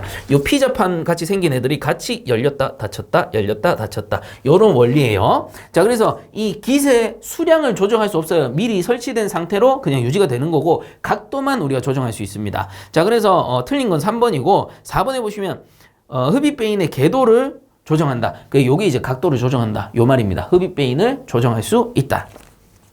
자, 그래서 8번에서 틀린 것은 3번이 되겠네요. 자, 그 다음 9번 문제 보겠습니다. 방열기는 창문 아래에 설치하는데 벽면으로부터 몇 미리 정도의 간격을 두어야 가장 적합한가? 이렇게 돼 있네요. 그래서 이 방열기에 대한 내용은 70페이지에 나옵니다. 그래서 참고하시면 되고 아니면 해설을 보셔도 돼요. 자, 어쨌든 여기에서는 어떤 방열기인지에 대한 그 언급은 없어요. 언급은 없기 때문에 뭐 벽걸이냐 아니면은 뭐 대류용 방열기냐 이런 언급이 없기 때문에 그냥 기본적인 주형, 다른 말로 기둥형이라고 하죠. 그래서 이런 기둥형 방열기는 벽이 이렇게 있다 치면은 벽에 보통 보면 창문, 우리 손실부하가 큰 곳에 많이 설치하죠. 이게 창문이라 칩시다. 창문, 공기는 이렇게 들어온다라고 칠게요. 창문이 설치되어 있는 벽 아래쪽에 방열기를 많이 설치합니다.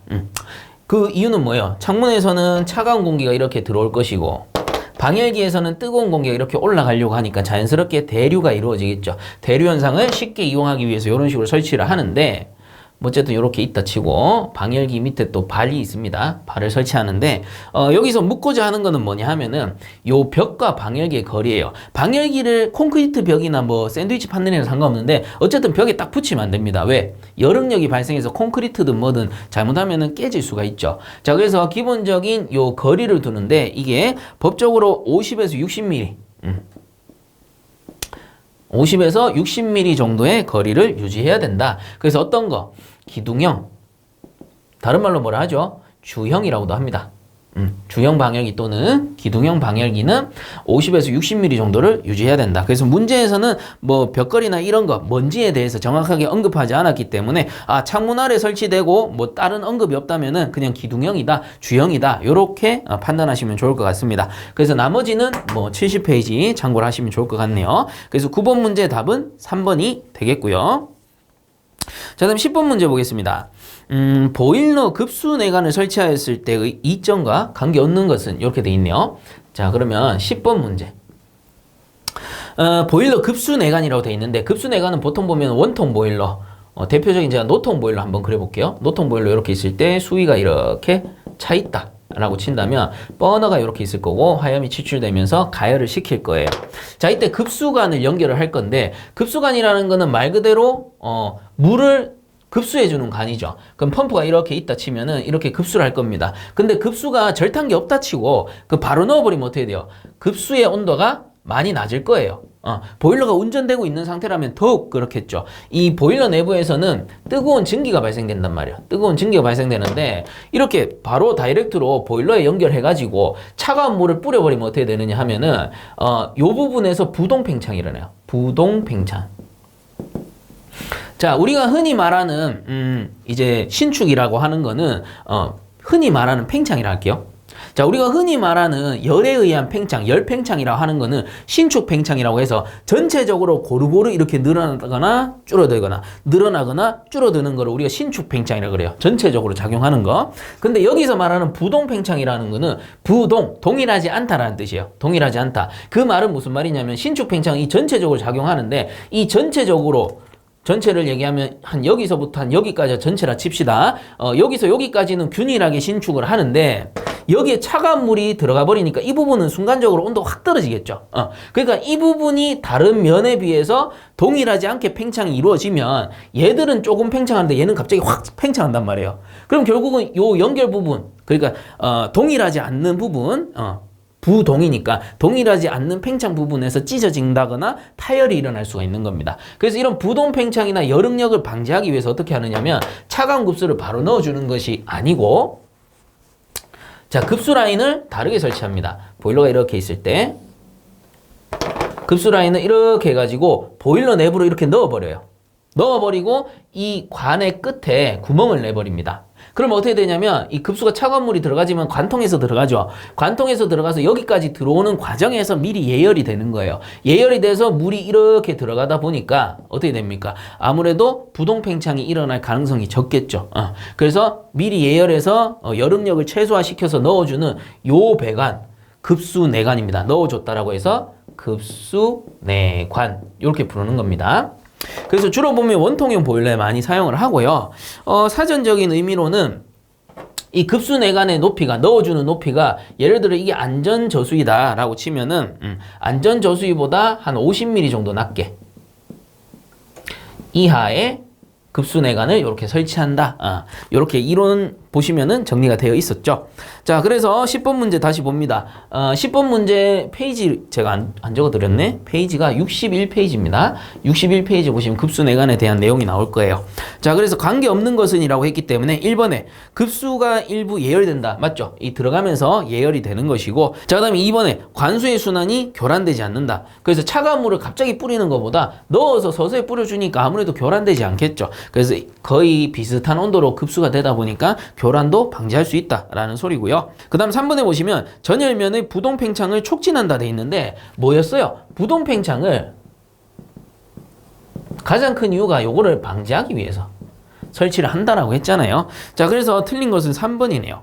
뭐 4번 같은 경우는 관수의 온도 분포가 고르게 된다. 예열돼서 들어오니까 2번에 교란을 방지한다. 요런 말이랑 똑같은 겁니다. 열에 의한 교란을 방지할 수가 있겠죠. 자, 그래서 10번 문제 틀린 것은 3번이 되겠고요. 자, 그 다음에 11번 보겠습니다. 자, 11번 문제인데 요거는 페이지가 96페이지를 참고해 주시면 될 것 같고요.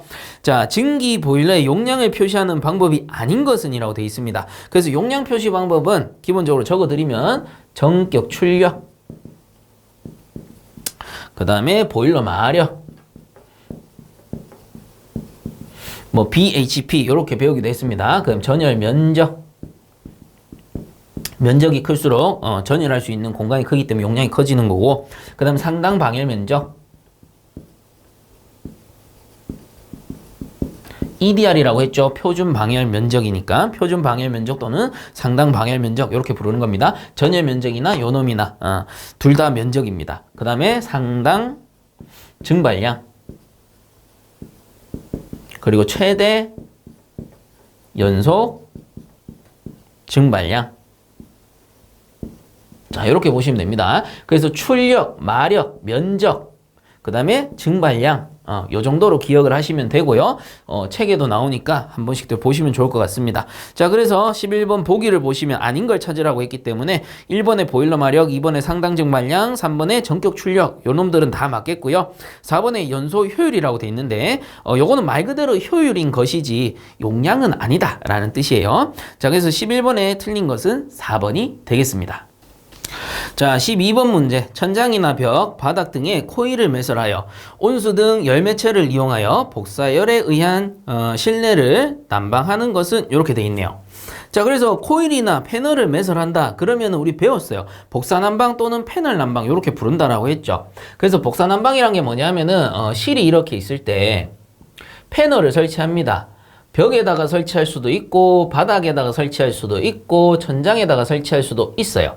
자, 이때 보일러를 딱 설치해 가지고 보일러에서 물을 끓여서 증기를 발생시켰을 때 요 증기를 이렇게 해 가지고 패널 내부를 통과를 시키는 거죠. 이렇게 순환을 시킵니다. 자, 이런 식으로 순환을 시키고 다시 이렇게 환수를 하는 거예요. 자, 그래서 이때 뭐 증기를 보낼 수도 있고 온수를 보낼 수도 있고, 그리고 우리가 냉동 공부해 보시면 공기조화기를 이용해서 온풍 또는 냉풍을 보낼 수도 있는 겁니다. 자, 어쨌든 이런 식으로 천장, 바닥, 벽 등에 패널 또는 코일을 매설하는 방식을 우리는 복사난방 또는 패널 난방이라 배웠어요. 자, 그래서 왜 그래요? 패널을 매설하다 보니까 열이 직접적으로 들어가는 게 아니고 복사열에 의해서 이런 식으로 복사열에 의해서 열이 전달되다 보니까 우리는 복사난방이라 부르는 거고, 패널을 매설했기 때문에 패널 난방이라고도 부른다라고 했죠. 이때 복사난방의 가장 큰 장점은 쾌감도가 좋다. 자, 쾌감도가 가장 우수하다라고 배웠습니다. 그리고 뭐 실내의 유효 면적을 이용하기가 좋고, 근데 단점은 뭐예요? 설치 시에 단열에 의한 시공비가 많이 들어가요. 왜 그러냐면 패널 반대쪽은 모두 단열시켜줘야 됩니다. 배관뿐만 아니고 패널의 반대쪽, 즉 열이 공급되는 반대쪽은 모두 이렇게 단열을 해야 되다 보니까, 안 그러면 어떻게 돼? 반대쪽으로 열이 손실되잖아요. 그래서 단열비도 많이 들어가고 시공비도 많이 들어간다. 그만큼 더 많이 들어갈 수밖에 없다. 그리고 뭐 누수나 우리가 고장 발견 수리가 좀 어렵다. 이렇게도 배웠었습니다. 그래서 기본적으로 요 그림만 잘 이해를 하셔도 복사난방에 대한 내용은 거의 다 맞추실 수 있을 거라고 봐요. 그리고 이제 복사열을 이용하다 보니까 서서히 가야 되고 서서히 식는다. 이런 특징도 있었죠. 자, 그래서 12번의 답은 2번 패널 난방이 되겠네요. 자, 그 다음에 13번 봅시다. 자, 13번 문제. 다음 중 리프트 피팅에 대한 설명으로 잘못된 것은 이렇게 돼 있습니다. 그래서 페이지로 치면은 141페이지에 나오는 내용이고요. 자, 141페이지입니다. 그래서 이 리프트 피팅이라는 거는 저압증기 환수 방식 중에 진공 환수식일 때 사용을 하는데, 뭐 설명이 1번에 잘 나와 있네요. 1번에 보기 보시면 저압증기 환수관이 진공 펌프와 흡입구보다 낮은 위치에 있을 때 설치를 한다라는 겁니다. 자, 그래서 보일러가 이렇게 있을 때 이 환수 펌프인데, 환수 펌프를 뭘로 씁니까? 진공 펌프로 쓰고요. 어쩌다 보니 방열관이 이렇게 밑에서 올라와요. 그 말은 뭐예요? 환수관이 우리가 증기를 보내고 이렇게 열교환하고 방열하고 나서 환수관이 너무 밑에서 올라온다라는 겁니다. 그래서 주증기관이 갔다가 이렇게 되돌아오는 걸 환수관이라 하고, 요게 뭐예요? 방열기가 되겠죠. 방열기. 그 밑에 있는 환수관이 진공 펌프보다 너무 밑에 있다 보면은 이 진공 펌프로 끌어올리기가 너무 어렵다라는 겁니다. 그래서 그 사이에 어떻게 합니까?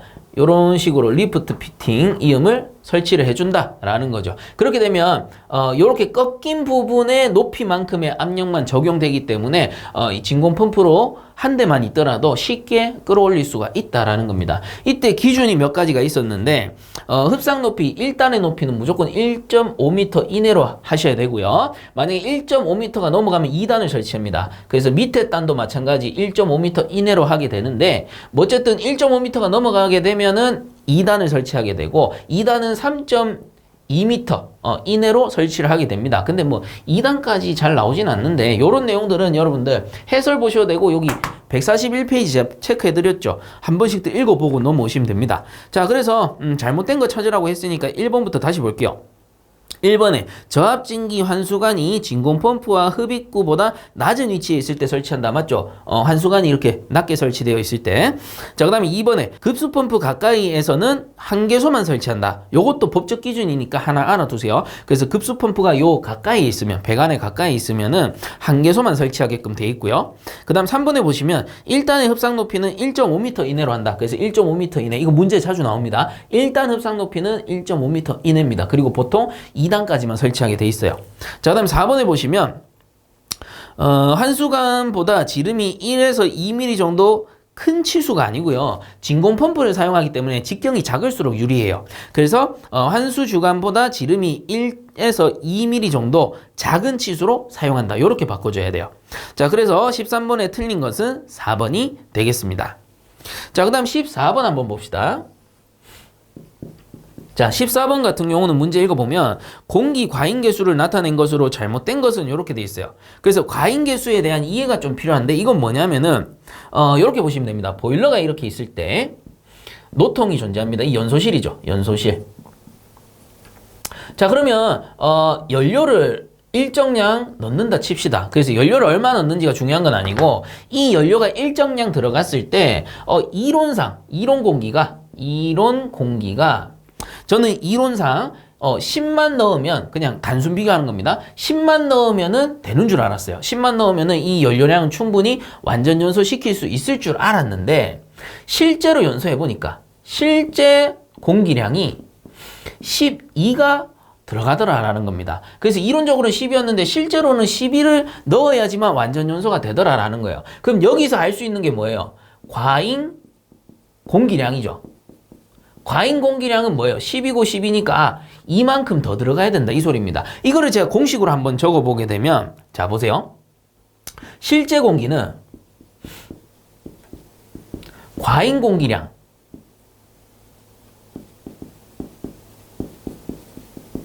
더하기 뭐예요? 이론 공기량이요. 그쵸? 실제 공기량입니다. 이것도. 실제 공기량은 과잉 공기량에 이론 공기량을 더하면 나온다라는 소리입니다. 그대로 적어보면 과잉 공기량이 2였고 이론 공기가 10이니까 두 개 더하면 어떻게 돼? 실제 공기량은 12가 필요하구나. 이렇게 알 수가 있는 거예요. 자, 근데 이거를 과잉 공기량이 아니고 지금 문제에서는 뭘로 물어봤느냐 하면은 과잉 공기 개수를 물어본 겁니다. 개수. 그래서 개수라는 거는 우리가 M으로 나타내요. M. 개수, 비율을 나타내는 건데 이거 어떻게 되느냐 하면은 만약에 우리가 M으로 나타내고 이 과잉 공기 개수입니다.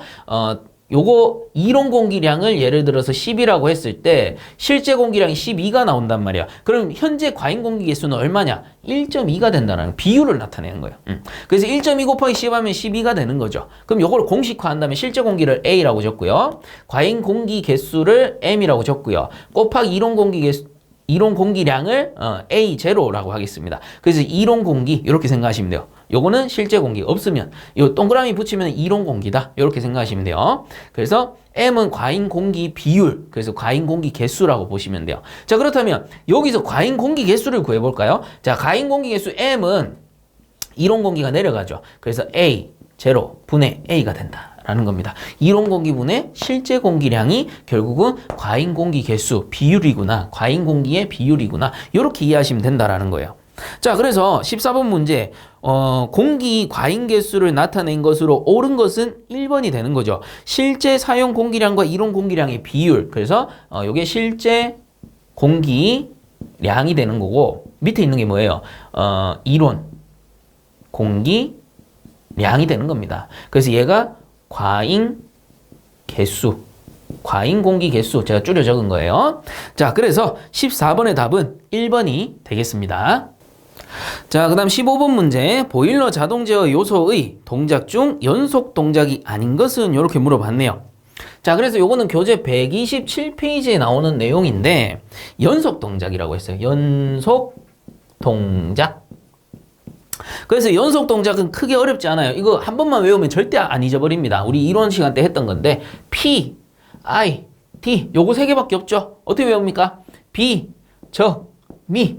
그래서 비례 동작, 적분 동작, 미분 동작 이렇게 배웠어요. 그래서 실제로는 얘들을 하나하나씩 쓰는 게 아니고 혼합해서 쓰죠. 비례 적분이나 비례 미분이나 비례 적분 미분 이런 식으로. 그래서 PI로 혼합하든 PD로 혼합하든 아니면은 PID로 혼합해서 연속 동작으로 많이 사용한다.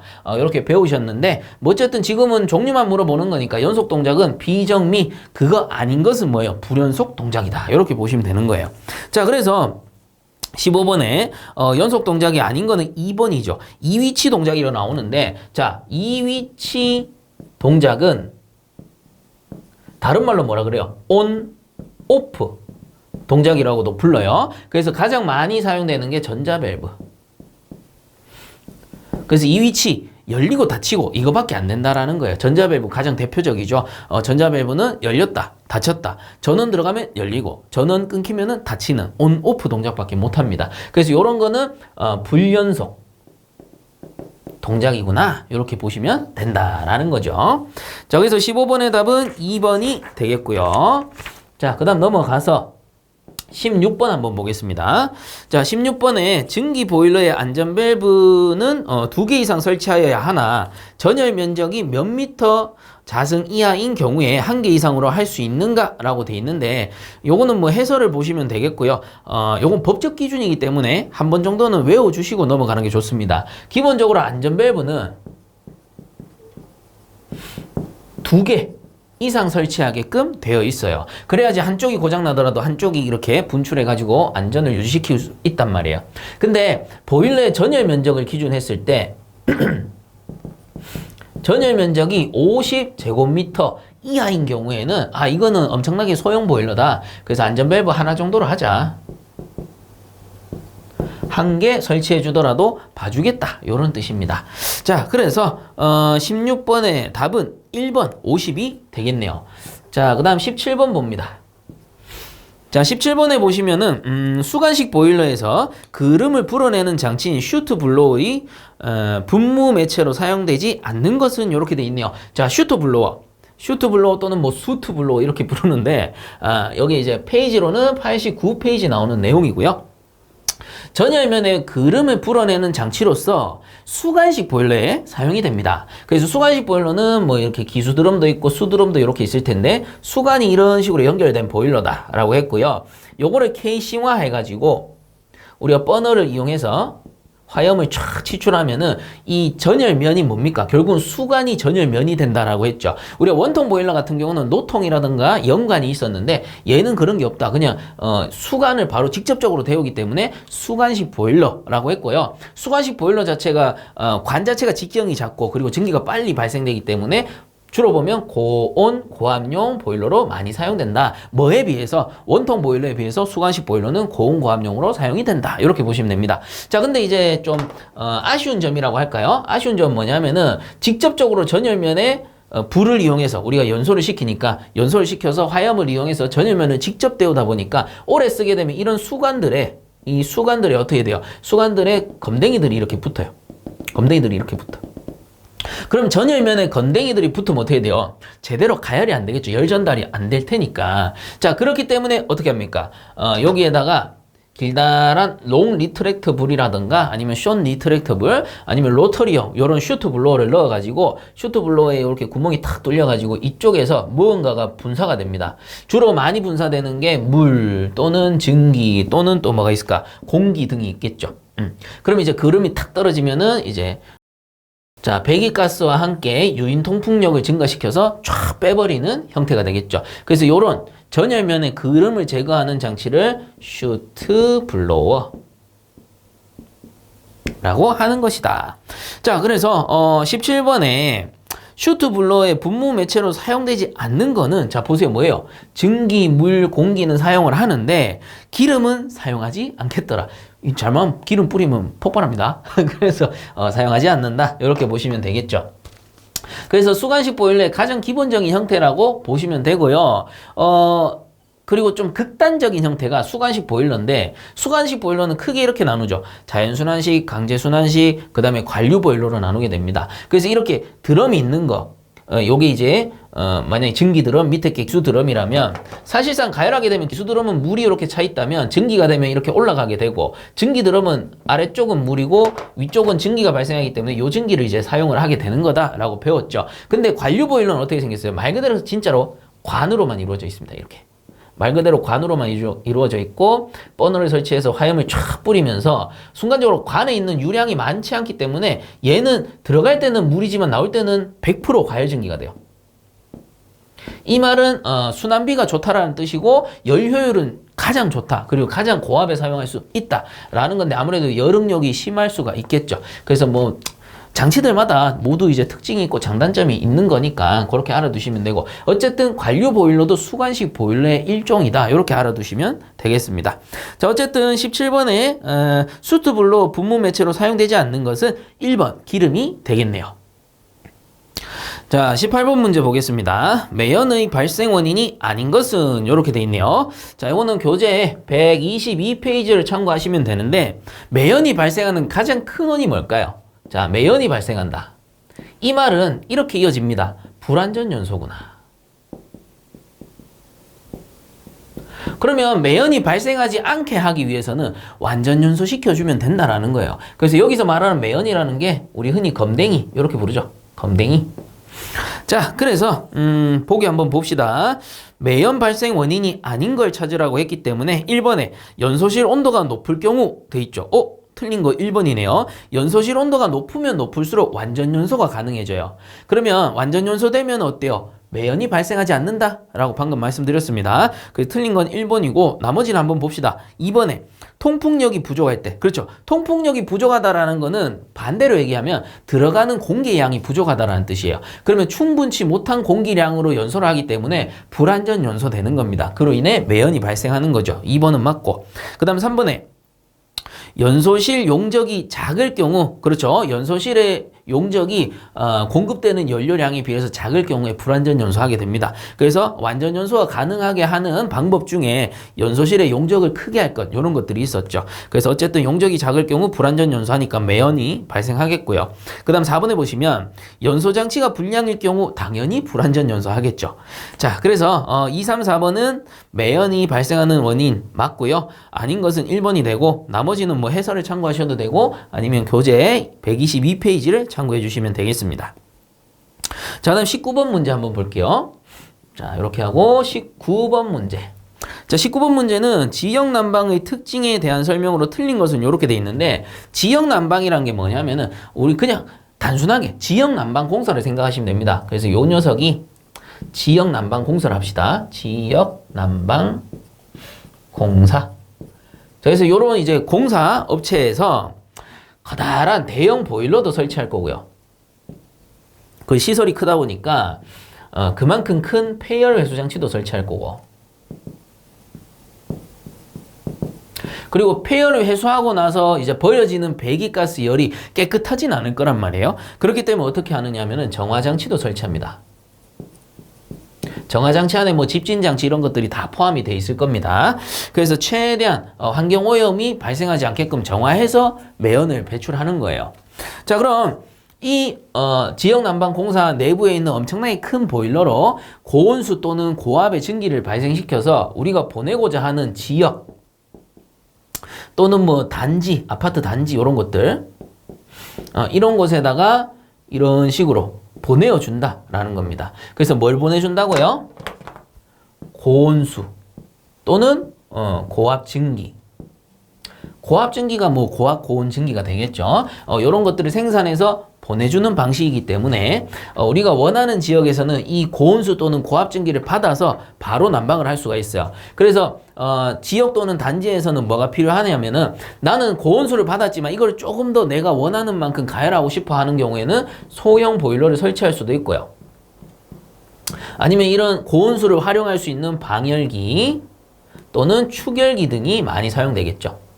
그래서 실제로 큰 보일러가 사용되지 않기 때문에 사용처에서는 굳이 장치를 설치할 만큼의 면적이 줄어드는 거죠. 그래서 공간 활용 면에서 좀 용이해지는 것이고, 그리고 이제 굳이 보일러를 설치하지 않더라도 축열기 이런 것들을 사용할 수 있다라는 겁니다. 그리고 커다란 대형 설비를 한 곳에서 관리하다 보니까 인건비가 줄어들 수 있는 것이고, 그리고 연료율이 훨씬 더 높아요. 한 곳에서 다 관리를 하니까. 그리고 폐열 해수 장치도 엄청나게 크기 때문에 연료율이 더 높을 것이고, 그 다음 정화 장치를 사용할 수 있으므로 환경 오염의 피해도 줄여줄 수가 있다라는 겁니다. 이런 이점이 있는 게 바로 지역 난방 방식이에요. 그래서 많이 사용을 하는 거죠. 그리고 한 번에 열을 이용하기 때문에 사용료도 많이 작은 편이죠. 개별 난방할 때보다 지역 난방 사용할 때 어때요? 난방비가 많이 절약이 됩니다. 우리가 실제 사용하는 경우도 그렇죠.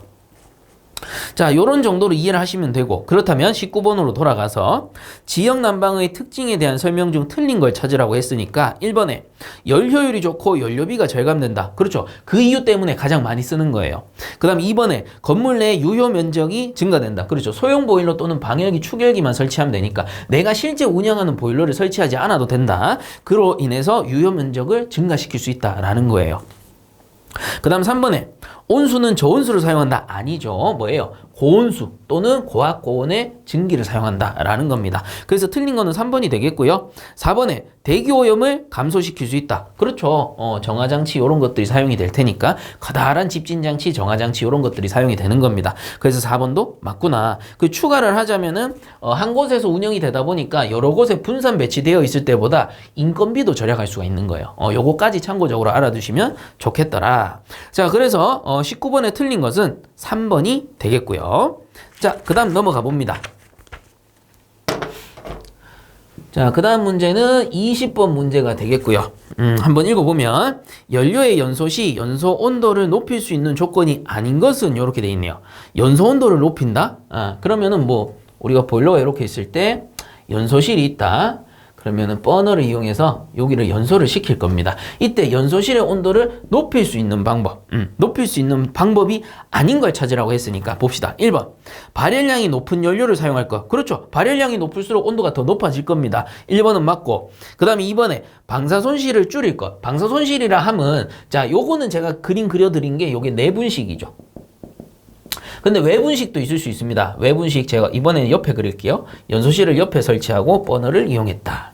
그럼 여기서 화염이 치출되면서 연소실을 가열하는 거예요. 근데 내분식은 어때요? 이 수부 안에 잠겨 있단 말이에요. 수부 안에 잠겨 있기 때문에 밖으로 빠져나가는 열이 많지 않습니다. 어차피 물에 다 전달이 돼요. 근데 외분식은 어때요? 수부가 여기 안에 있는데 외분식 같은 경우는 이쪽 면의 열은 이 수부 쪽으로 열이 전달될 테지만 반대쪽, 이 반대쪽으로는 어떻게 돼요? 방산 손실이 발생해요. 방산 손실. 방사 손실이라고도 하고 방산 손실이라고도 하고 여러분들 편한 대로 쓰시면 됩니다. 그래서 이 밖으로 빠져나가는 손실이 있다라는 겁니다. 그래서 이번에 방사 손실을 가능한 한 줄여줘야 어때요? 연소실 내부의 온도를 높일 수가 있다라는 겁니다. 방사 손실이 발생하면은 연소실 내부의 온도가 줄어들 수밖에 없겠죠. 그래서 2번도 맞고, 그 다음 3번에 연료나 공기를 가급적 예열시킬 것. 그래서 공기 예열기를 쓰면 어때요? 연소 효율이 높아지고 온도가 더 올라가겠죠. 뜨거운 공기를 쓰고 뜨거운 물을 쓸수록 효율이 올라가니까 연소실 내부의 온도는 올라간다. 이렇게 보시면 됩니다. 그래서 방금 말씀드린 뜨거운 물은 절탄기를 쓸 때 예를 들어 드린 거예요. 그래서 뜨거운 공기는 공기 예열기, 뜨거운 물은 절탄기, 이렇게 이해하시면 좋을 것 같습니다. 자, 그다음 4번에 보시면 공기비를 높일 경우라고 돼 있는데, 자, 공기비를 높이면 어떻게 되느냐 하면은 이렇게 우리가 연도와 연돌이 있습니다. 연도와 연돌이 있으면 공기량을 늘려버리게 되면 이 통풍력이 증가해요. 더 잘 빠져나간다 이 소리입니다. 그 말은 무슨 말이냐면 똑같은 연소가스가 발생되더라도 이 연소가스가 서서히 지나가면 어떻게 돼요? 전열할 수 있는 시간이 충분히 많으니까 열을 다 전달하고 이렇게 빠져나갈 테지만 통풍력이 증가하면 너무 빨리 빠져나가는 거예요. 그래서 이 열 전도가 되기 전에 너무 빨리 빠져나가 버리니까 이 연소실 내부의 온도는 어떻게 될까요? 다운될 수밖에 없는 거죠. 그리고 빠져나가는 만큼 또 차가운 공기가 들어오는 거예요. 그래서 빨리 빠져나가고 차가운 공기가 들어오니까 그만큼 연소실 내부의 온도는 낮아져 버린다. 이 뜻입니다. 그래서 20번에 연소 온도를 높일 수 있는 조건이 아닌 거는 4번 공기비를 높일 때입니다. 자, 그래서 공기비는 너무 높아도 안 좋고요. 너무 낮아도 안 좋아요. 그 말은 너무 높은 경우에는 연소실 내부의 온도가 다운되니까 이 연소가 잘 안 되는 것이고, 그리고 공기비가 너무 작을 경우, 공기량이 적기 때문에 불완전 연소에서 매연이나 검댕이 이런 것들이 발생해서 또 미연소분이 발생하니까 손실이 증가하게 되는 거예요. 그러니 이 연소실 내부의 공기량은 적당한 게 가장 좋다라는 겁니다. 물론 적당한 게 가장 어렵긴 하죠.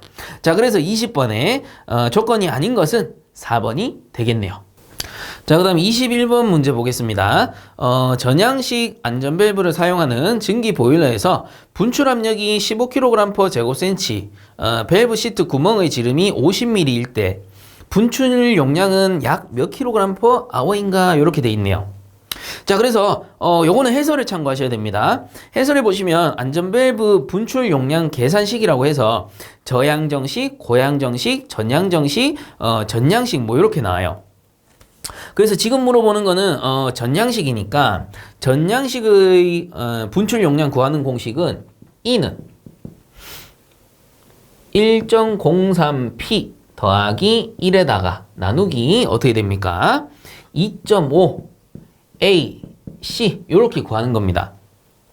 근데 요 공식의 원리를 뭐 100%는 설명할 수 없겠지만 살짝 설명을 해드린다면 보통 보면 분출 압력이라는 거는 분출 압력 요게 안전밸브 분출 압력이거든요. 그래서 안전밸브 한 개인 경우에는 최고 사용 압력 이하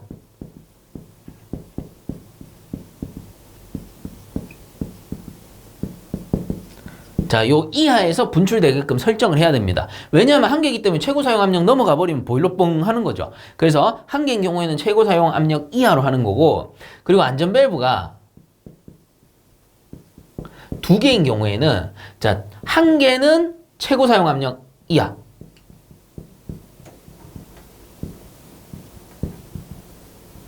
똑같고요.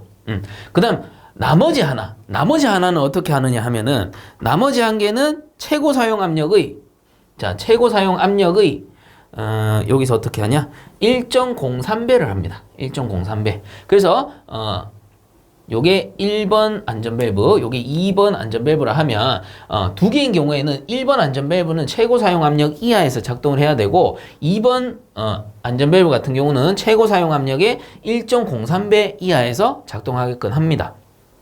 그래서 요 녀석이 최고 사용 압력 이하에서 분출해서 안전이 유지됐다면 더 이상 동작할 게 없는 거고요. 근데 만약에 얘가 동작을 했는데도 그 보일러의 압력이 계속 올라간다. 그러면 최고 사용 압력의 1.03배에서 나머지 이제 보조로 있던 두 번째 녀석이 작동해서 안에 있는 압력을 빼줘라. 이런 의미가 되겠죠. 자, 이때 1.03배 요게 어디 있어요? 여기 있다라는 겁니다. 그래서 1.03배의 압력을 곱한 거죠. 거기에 더하기 1 해가지고 이런 식으로 구하게 되는데 해설을 보시면 아시겠지만 이 위에 있는 거랑 옆에 있는 건 똑같고요. 전부 분모에 있는 게 저양정식은 22, 고양정식은 10, 전양정식은 5, 전양식은 2.5 이렇게 바뀌는 겁니다. 그래서 공식 외우실 때 어렵게 외우지 마시고요. 요거 위에 거 옆에 건 똑같으니까 하나만 외워주시고 밑에 값만 순서대로 쭉 외워주시면 되겠죠. 그래서 문제에서 저양정식이냐 뭐 고양정식이냐 정량식이냐 이렇게 물어보면은 거기에 맞춰서 풀어주시면 되겠더라라는 겁니다. 자, 그래서 위에 있는 공식 그대로 한번 풀어볼 건데, 자, E는 분출 압력은 2.5 분의 1.03 곱하기 압력이 어떻게 되느냐? 15kg/제곱센치 15 더하기 1 이렇게 넣어주시면 되고요. 자, 여기서 A라는 거는 면적을 나타내고요. C라는 거는 상수인데 상수 같은 경우는 증기 압력이 120kg/제곱센치 이하인 경우, 그리고 증기 온도가 280도씨 이하인 경우에는 모두 그냥 1로 간주합니다. C는 1이에요. C는 1. 자, 그래서 여기서는 뭐 온도 조건이나 뭐 어떤 조건을 주지 않았기 때문에 그냥 C는 1 또는 없다 이렇게 보시면 됩니다. 그래서 우리는 A 면적만 구하면 되는데 지금 조건을 준 게 뭐냐면은 밸브 시트 구멍에 지름을 줬단 말이에요. 지름이라는 거는 우리 D로 쓰죠. 지름이란 건 D예요. 근데 밸브 시트라 하면 동그란 원이에요. 그러면 원의 면적을 구해야 되는데 원의 면적을 구하는 공식이 4분의 파이 D 자승이란 공식이 있었죠. 그래서 간혹 보면 쌤, 이거 원면적 구하는 공식 아닌데요? 하고 이제 가지고 오시는 분들이 원면적 구하는 공식은 파이 r 제곱입니다. 이렇게 말씀하시는 분들이 있어요. 맞아요.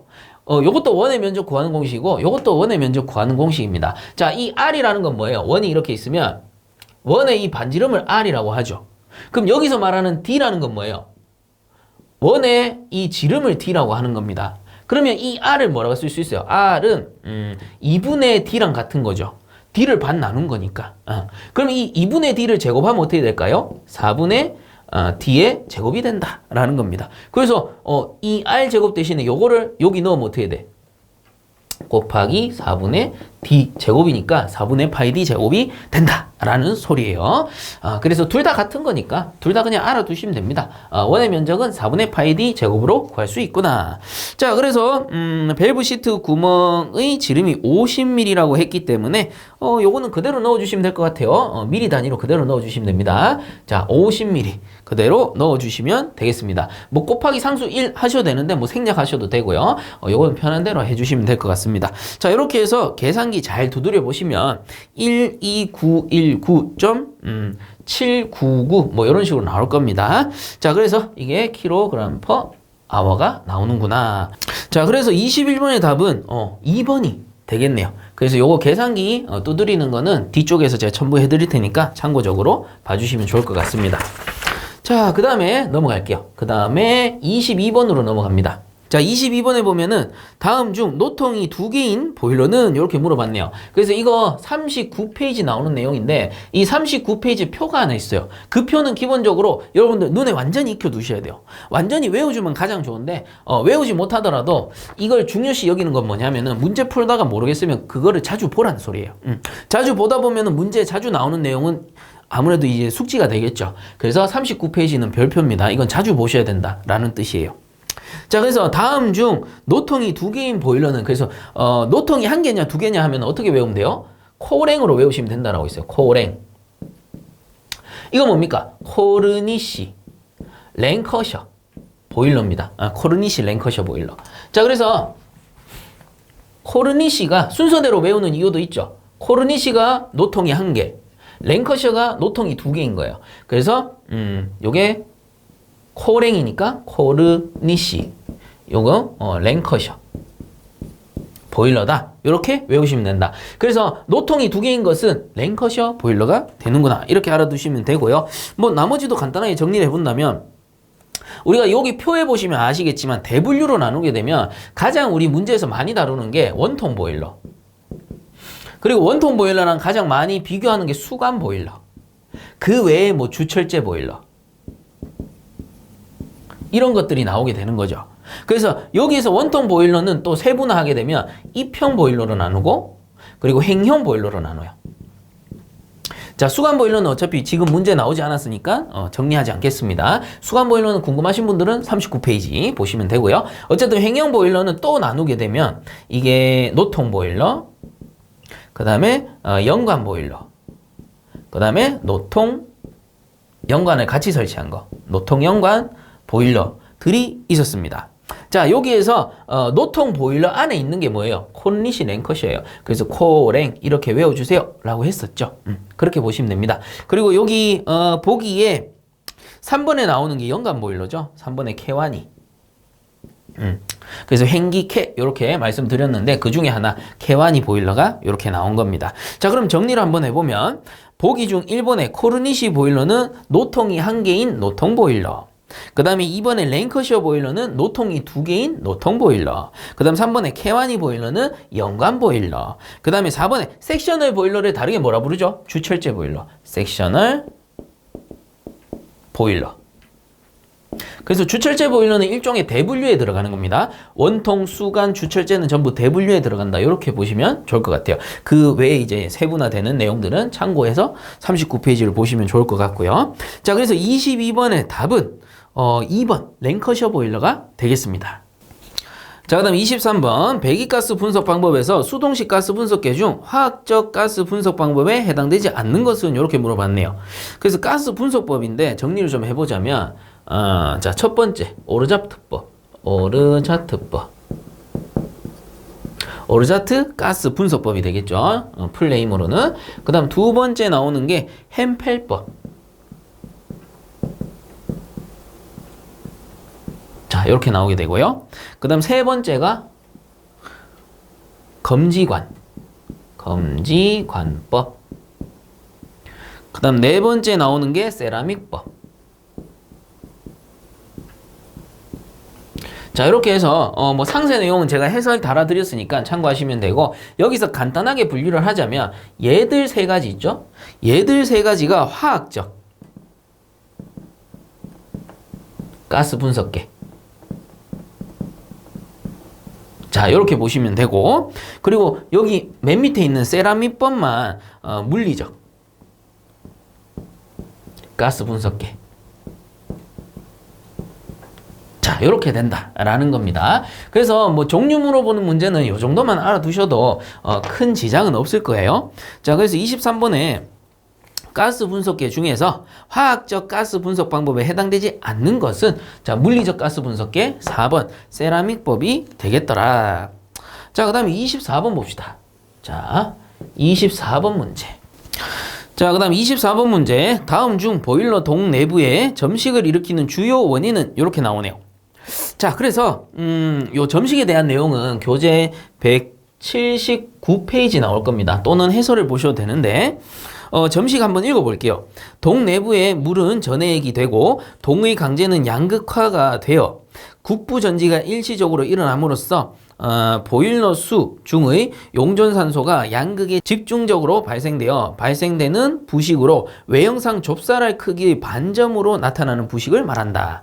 그래서 반점처럼 생겼다 해서 점식이라고도 하는데, 이 점식이라는 거는 우리가 보일러가 이렇게 있다라고 칩시다. 만약에 노통 보일러예요. 이런 식으로 노통이 설치되고 굴뚝이 이렇게 뒤쪽에 연결되고 버너가 이런 식으로 설치가 돼서 가열을 한다. 그럼 이제 내부에 있는 물을 가열하겠죠. 물을 가열하게 됩니다. 자, 근데 이제 점식 같은 경우는 주로 보면 강제 표면이 불균일한 것, 그래서 뭐 재질상 열에 좀 약한 부분 있죠. 또는 산화된 부분, 이런 부분들, 혹은 스케일이 많이 쌓인 곳, 산화철의 보호 피막이 파괴된 곳에 주로 일어나게 돼요. 오래 사용을 하다 보면. 그러면 그 방금 읽어드린 해설 내용을 토대로 말씀을 드리면, 이 동체 내부에는 물이라는 녀석이 있습니다. 당연히 물을 가열해서 증기를 만들 거니까. 근데 이게 쓰다 보면은 전해액 역할을 해요. 전해액. 자, 전해액이란 건 뭐냐면은 전기를 분리하는 액체를 전해액이라고 그래요. 그래서 이 물이 전해액 역할을 해버리는 겁니다.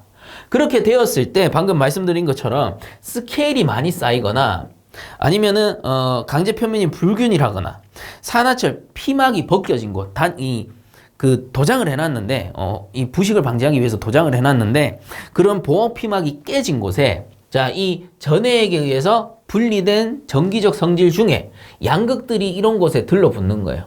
이런 곳에 많이 모인다라는 겁니다. 그래서 뭐 스케일이 되었든 보호 피막이 깨진 곳이 되었든 이런 곳에 많이 모이다 보니 어떤 현상이 일어나느냐 하면은, 물 속에 있던 그 산소, 이런 걸 뭐라 그래요? 물 속에 녹아 있다라고 해서 용존산소라 그래요. 그 용존산소들이 이런 곳에 들러붙는 거예요.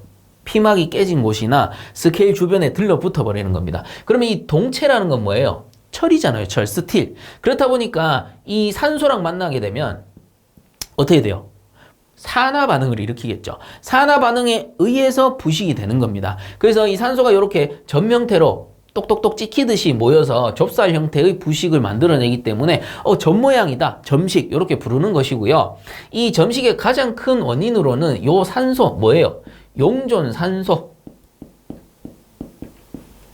많이 존재할 때, 또는 이제 양극이 많이 발생되었을 때, 양극이 가장 많이 발생되는 이유는 이런 스케일이라든가 혹은 강제 표면이 불균일한 곳, 산화철 보호 피막이 깨진 곳, 이런 곳에 들러붙더라라는 겁니다. 물은 어쩔 수 없어요. 물을 사용해야 되기 때문에 물이 전해액 역할을 하는 거는 뭐 어쩔 수 없는 상황이고, 이런 걸 방지하기 위해서 스케일을 줄여준다거나 보호 피막을 제대로 잘 한다거나, 그리고 불균일한 곳을 최대한 없애주는 거죠. 뭐 온도차가 발생한다거나 피막이 깨진 곳, 이런 불균일한 것을 최대한 없애줘야 이런 점식을 방지할 수 있다라는 겁니다. 자, 그래서 24번에 점식을 일으키는 주요 원인은 방금 얘기했죠. 용존산소가 되겠더라. 자, 그 다음에 이어서 25번도 같이 봅시다. 자, 이렇게 나누면 되겠네요. 25번 문제. 자, 보일러 매연 발생 원인이 아닌 것은, 우리가 앞에서 풀어봤던 문제랑 또 거의 뭐 완전 똑같은 건 아닌데 비슷하네요. 페이지는 똑같아요. 122페이지에 있는 매연 발생 원인, 요걸 보시면 되는데, 매연이 발생하는 가장 큰 원인 뭐라 했어요? 매연이 생기는 가장 큰 원인은 불완전 연소다. 이거를 방지하기 위해서는 완전 연소 시켜주면 된다라고 했어요. 그래서 매연을 검댕이라고 했고, 자, 그래서 봅시다. 1번 불순물이 혼입되었을 때, 그렇죠, 불순물, 연료 내부에 불순물이 혼입되었다, 또는 이거를 다르게 얘기하면은 저질 연료를 사용했다라는 거죠. 그래서 저질 연료를 사용하면은 당연히 이 검댕이, 매연이 많이 발생할 겁니다. 불완전 연소하기 때문에. 그래서 1번에 불순물 혼입 시 매연이 많이 발생할 거고요. 그 다음 2번에 연소실이 과열되어 있다. 이 말은 무슨 말이에요? 보일러가 이렇게 있을 때 우리가 노통이 있다 치면 이게 연소실이니까 연소실 내부의 온도가 높으면 어떻게 되죠? 제가 앞에서 설명해 드렸듯이 완전 연소가 가능합니다. 그래서 이 연소실의 크기가 크고 온도가 높을수록 완전 연소가 용이해진다 라고 보시면 되는데, 2번 같은 경우 연소실이 과열되었다라는 것은 완전 연소의 조건이기 때문에 매연이 발생할 수는 없다. 매연 없이 완전 연소하는 거죠. 그래서 원인이 아닌 거는 2번이 되겠고요. 나머지는 3번에 통풍력이 부족할 때, 앞에서 잠깐 언급했습니다. 통풍력이 부족하다라는 것은 공기량이 부족하기 때문에 불완전 연소되고요. 불완전 연소되니까 매연이 발생할 겁니다. 그 다음 4번에 점화 조작 불량 시, 점화 조작 불량, 뭐 착화 불량이라든가 미연소로 이어질 수 있고, 그리고 불완전 연소로 이어질 수가 있겠죠. 자, 그래서 1, 3, 4번 같은 경우는 매연 발생 원인이 맞고요. 2번 같은 경우는 완전 연소하기 때문에 원인이 아니다. 그래서 25번의 답은 2번이 되겠습니다. 자, 그 다음 26번 보일러에서 팽출이 발생되기 쉬운 것은 이라고 돼 있는데요. 자, 요거는 교재로 치면 181페이지를 참고해 주시면 되고, 문제에서는 팽출을 물어봤지만 두 개를 같이 보시는 게 좋아요. 자, 한 가지는 압괴, 자, 또 한 가지는 팽출. 그래서 글자 딱 적어놓고 보니까 억양만 봐도 어때요? 압괴는 뭔가 이렇게 압력이 가해질 것 같고, 팽출은 이렇게 부풀어 오를 것 같죠. 그래서 압괴라는 거는 이렇게 뭔가 통이 있으면, 노통이 되었던 뭔가 통이 있으면 외부에서 압력을 가하게 되면 이 안쪽으로 찌그러져 들어가는 현상을 압괴라 하는 것이고, 팽출이란 거는 어떤 통이 있다 치면 내부의 압력이 이렇게 증가하면서 얘가 이렇게 부풀어 오르는 현상을 팽출이라 그래요. 부풀어 오르는 현상. 얘는 외부에서 압력이 가해지고 얘는 내부에서 압력이 가해지는구나. 이렇게 보시면 된다라는 겁니다. 자, 그래서 해설에도 달아드렸는데, 압괴 같은 경우는 외압에 의해 내부로 짓눌려 들어가는 현상으로 주로 보면은 노통, 그리고 연소실, 또는 연관, 그리고 관판, 이런 곳에서 많이 발생하는구나 라고 볼 수 있습니다. 자, 그리고 팽출 같은 경우는 내압에 의해 외부로 부풀어 오르는 현상으로 주로 발생되는 게 횡령관, 또는 보일러, 동저부, 그리고 수관 등에서 많이 발생한다라는 겁니다. 자, 그래서 압괴라는 거는 가장 쉽게 설명하면 노통 보일러인데, 노통 보일러에 버너 이렇게 설치되어 있고, 근데 이제 오래 운전을 하다 보면 동체 내부의 압력이 증기가 많이 발생되니까 올라갈 수 있단 말이에요. 그러면 순간적으로 이렇게 짓눌러 버리는 거야. 그럼 노통이 이렇게 압괴 현상이 발생할 수 있다라는 겁니다.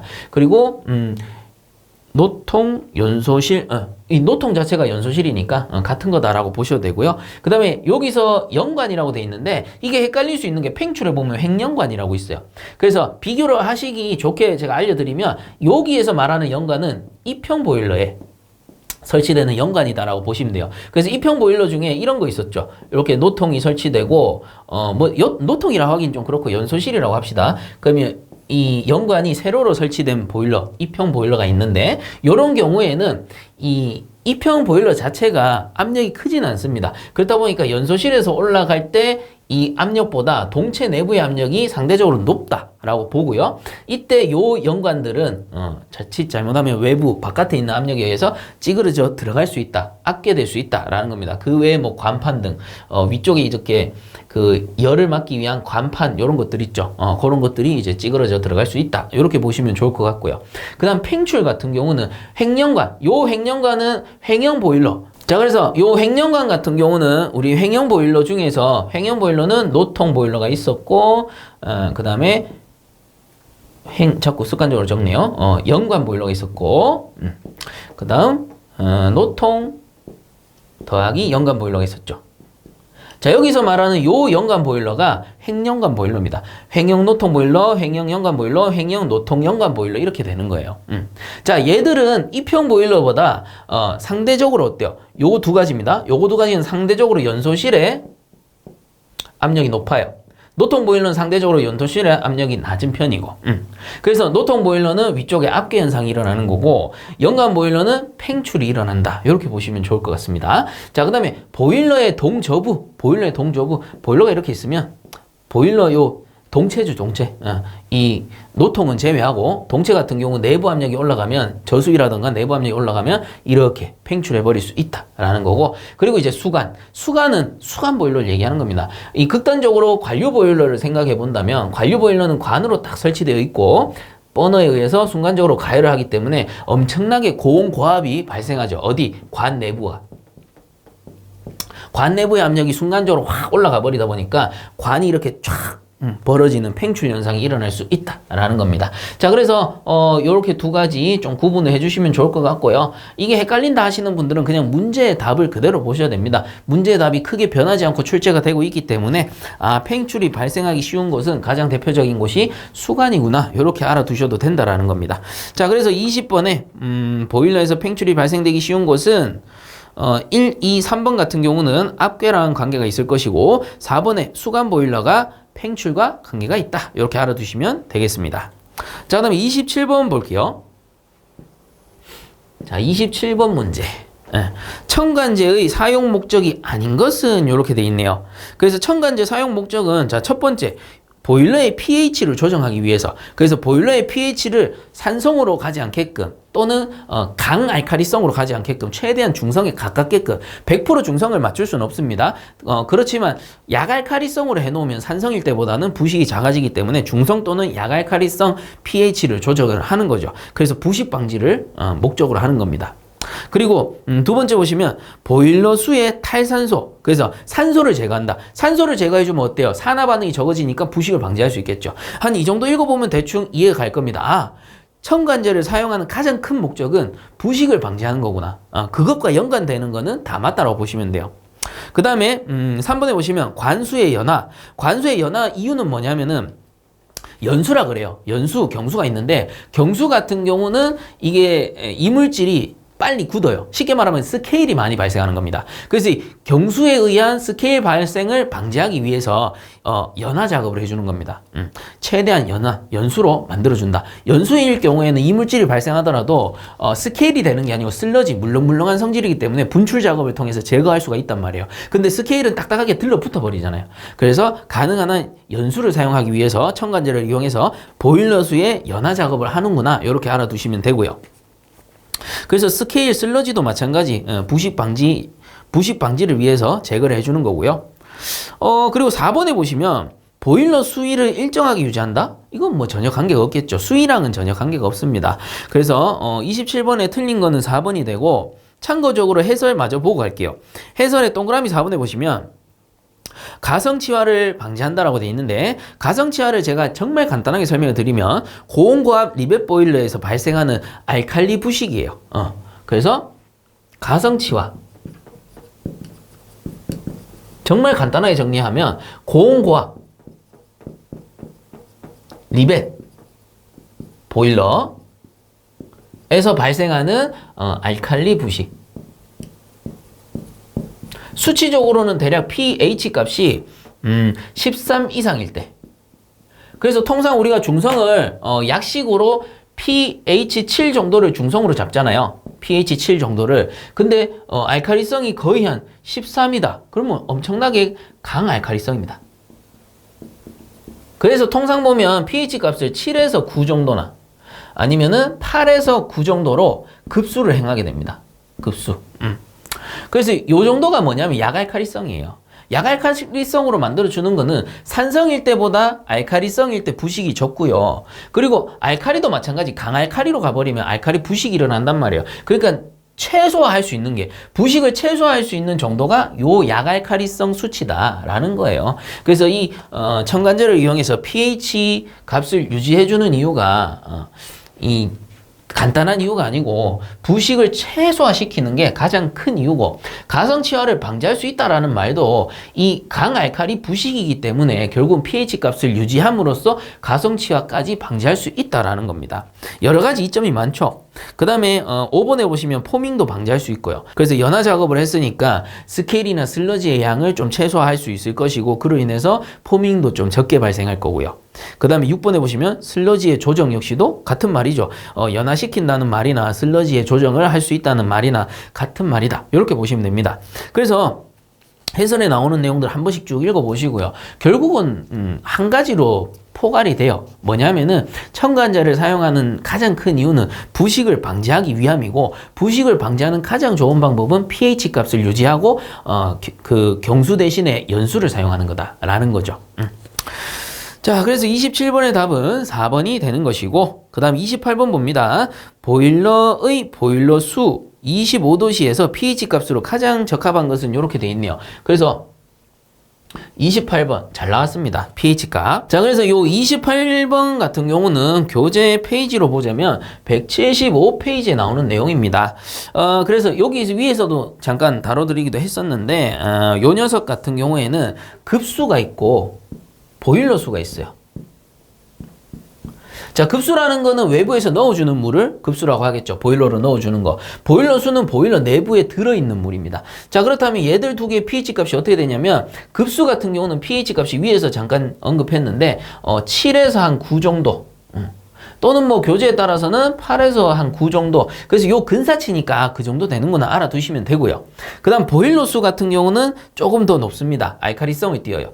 11.0에서 pH 값이 11.0에서 11.8 요 정도로 유지해준다 라고 보시면 돼요. 자, 그래서 28번에서는 무엇을 물어봤습니까? 보일러 수의 pH 값을 물어봤기 때문에 28번의 답은 4번이 되겠구나. 이렇게 정리하시면 되겠습니다. 자, 그 다음 29번 보겠습니다. 열 관류율의 단위로 옳은 것은 해가지고 열 관류율을 우리가 다른 말로 열 통과율이라고도 하죠. 그래서 열 관류율 또는 열 통과율. 요 이제 기호로는 우리가 K로 많이 씁니다. 그래서 요게 단위가 어떻게 됩니까? 킬로, 칼로리, 퍼, 미터, 자승, 아워, 도시라고 배웠죠. 그래서 이게 뭐냐? 열 통과율 또는 열 관료율이라고 하는데 요 녀석은 1m 자승 1시간 1도씨 기준했을 때 열이 얼마만큼 통과하느냐, 통과한 열량이다. 요거를 열 통과율 또는 열 관료율이라고 배웠습니다. 그래서 얘랑 같은 말이에요. 통과한다. 뭐 벽이 있으면 벽을 열이 이렇게 통과하겠죠. 그래서 열 전달, 열 전도, 열 전달을 통해 가지고 쭉 통과하는 거를 나타내기 때문에 자, 여기서 말하는 열 관료, 관통한다 할 때 관이에요. 그래서 통한다. 열 관료율이나 열 통과율이나 같은 말이다. 벽이 있으면 열이 통과하는 것이다. 단위는 알아두셔야 됩니다. 자, 그래서 29번의 답은 4번 킬로칼로리 퍼 미터 자승 아워 도시. 여기서는 뭐 요거 두 개 순서만 바뀌었네요. 똑같은 겁니다. 미터 자승 도시 아워 뭐 이렇게 써놨을 뿐이고요. 자, 다음 30번. 오르자트 가스 분석기로 직접 분석할 수 없는 성분 뭐 이렇게 나오네요. 자, 30번 같은 경우에는 오르자트 가스 분석기로 분석할 수 있는 게 3개입니다. 그래서 CO2랑 O2랑 CO 그래서 이산화탄소, 산소, 일산화탄소를 순서대로 분석해낼 수가 있습니다. 요게 오르자트 가스 분석기 라고 보시면 돼요. 자, 그러면 30번에 오르자트 가스 분석기로 직접 분석할 수 없는 성분은 4번 질소가 되겠네요. 자, 이렇게 해서 이번 회차 풀이는 마무리하도록 하고요. 뒤쪽에 계산기 사용하는 방법 영상 추가를 해드릴 테니까 필요하신 분들은 꼭 한 번씩 보시기 바랍니다. 자, 이번 영상이 도움되셨다면 구독과 좋아요 한 번씩 부탁드리겠습니다. 수고들 많이 하셨습니다. 자, 계산기 사용 영상 한번 보여드리도록 하겠습니다. 그래서 제가 현재 사용하고 있는 요 계산기 모델을 기준으로 안내를 해드릴 거고요. 그래서 요게 모델을 보시면 카시오 거고 FX570ES 플러스입니다. 자, 우측에 거도 똑같습니다. 카시오 FX570ES 플러스인데, 자, 좌측에 있는 게 구형 모델, 그래서 얘가 플러스 1이고요. 그 우측에 있는 게 최신 모델 플러스 2입니다. 이후에 뭐 플러스 3, 4 뭐 이렇게 나올 수도 있지만 현재로서는 가장 최신 게 제 우측편에 보이시는 요 계산기 모델이다 라고 보시면 돼요. 그래서 좌측에 있는 건 제가 벌써 10년 이상 사용을 하고 있고요. 우측에 거는 최근에 구매를 했다 라고 보시면 됩니다. 그리고 키패드를 보시면 아시겠지만 키패드가 다 똑같아요. 숫자 위치랑 뭐 델, AC 그리고 나머지 시프트 알파 뭐 루트라든가 이런 게 다 똑같습니다. 그래서 그냥 말 그대로 외형만 바뀐 거지 다 똑같고요. 그래서 최신 모델로 제가 설명을 드리도록 하겠습니다. 자, 이때 계산기를 켜실 때는 여기 흰색으로 ON 키 있죠. 그래서 흰색 키 누르시면 되고요. 그리고 그냥 일반적으로 누르면은 흰색 버튼이 작동한다. 그래서 키패드 위에 흰색 기호들 있죠. 뭐 X, 로그, LM 뭐 이런 것들이 흰색 그냥 누르면은 흰색이 작동한다. 이렇게 보시면 되고요. 그리고 좌측 위에 보면 Shift 키가 있어요. Shift 키는 보시면 노란색으로 되어 있는데 이 Shift 키를 누르면은 키패드 위에 노란색들이 작동하는 겁니다. 그래서 만약에 나는 파이를 누르고 싶다 하면은 Shift 누르시고 요 곱하기 10의 X자승 위에 보시면 노란색 파이가 있거든요. 이렇게 입력할 수도 있고요. 만약에 빨간색을 입력하고 싶다 하면은 Shift 옆에 보면 알파라고 있어요. 요 알파 키를 누르고 마찬가지 파이 옆에 보시면은 이런 식으로 익스포넨셜 기호거든요. 그래서 익스포넨셜 기호까지 이렇게 입력할 수 있다라는 겁니다. 그래서 사용하고자 하는 키패드 위쪽에 있는 키를 사용하고 싶을 때는 노란색은 Shift, 빨간색은 알파 키를 이용한다. 이렇게 보시면 돼요. 그리고 여기 ON 옆에 보시면 모드, 흰색은 모드에 그냥 누르면 모드 키로 들어가는 거고, 만약에 셋업으로 들어가고 싶으면 Shift 누르고 셋업으로 들어가시면 됩니다. 그래서 뭐 디그리, 라디안 모드 뭐 이런 것들이 있는 건데 사실 저희 직종에서는 크게 사용할 일은 없어요. 셋업이나 뭐 이런 거 사용할 일이 잘 없고, 그리고 제가 설명해 드리는 상태는 초기화 상태라고 보시면 됩니다. 그래서 여러분들 초기화 상태를 어떻게 만드느냐 하면 요 Shift 키 노란색 있죠? Shift 키를 누르시고 숫자 9번 위에 보시면은 CLR 클린이겠죠. 클린 누르시고요. 클린 하시겠습니까? 그래서 1번 숫자 1번 누르면 셋업, 2는 메모리, 3번은 올 이렇게 돼 있는데 1번은 셋업됨 내용만 클린하시겠습니까?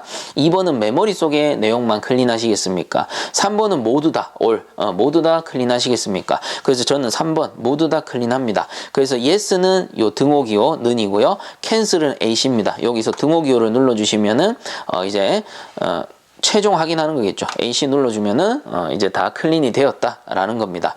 그리고 계산기를 끄실 때는 Shift 키 누르시고 여기 AC 위에 보면은 오프 적혀있죠. 노란색 글씨. 그래서 이렇게 누르면 꺼지는 거예요. 그 다음에 다시 켜고 싶으면 ON 이렇게 눌러주시면 되는 거고. 자, 그래서 기본적인 사항은 이렇게 설명을 드렸고, 이제는 제가 요 수식을 보고 입력하는 거를 바로 보여드리도록 하겠습니다. 자, 그래서 4번 문제 해설 보시면은 그대로 넣을게요. 400 곱하기 0.5 곱하기 요게 10의 마이너스 3승인데 이게 입력하는 방법이 여러 가지가 있어요. 요 상태에서 만약에 10을 눌렀죠. 마이너스 3승. 여기 x의 자승키가 있습니다. x의 자승키. 그래서 x제곱 옆에 보면 x 자승키가 있는데 요걸 누르게 되면 입력할 수 있어요.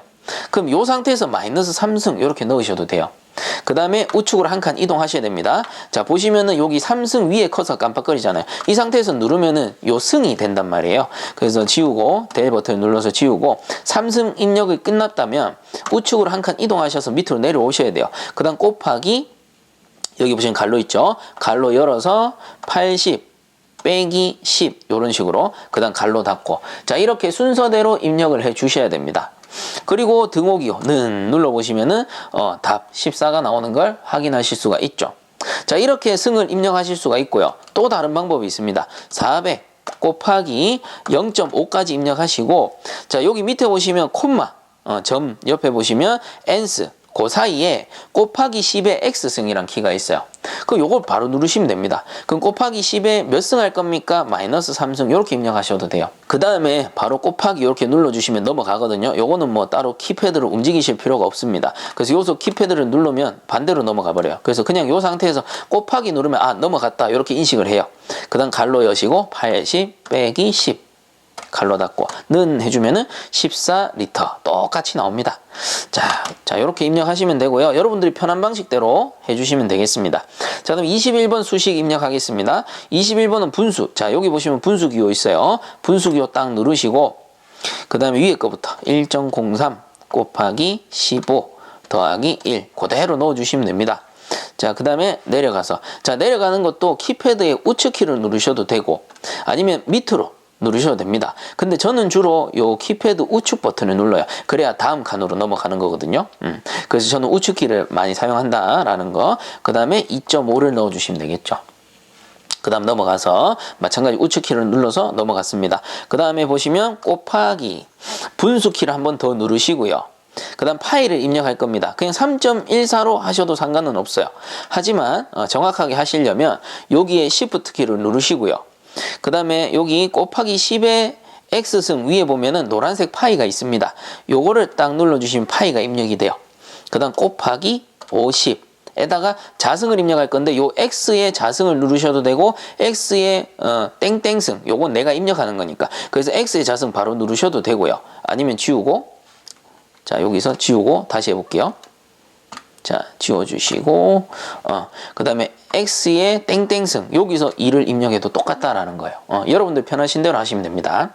자 그리고 내려와서 나머지 4 그 다음에 뭐 공식대로 입력하면 곱하기 1 생략하셔도 되는데 공식대로 보여드리면 이렇게까지 입력을 하겠습니다.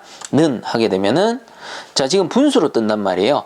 분수 2분의 8, 225에 파이를 곱했다 뭐 이런 뜻인데 사실 구하고자 하는 거는 우리는 소수점, 정수를 구한단 말이에요.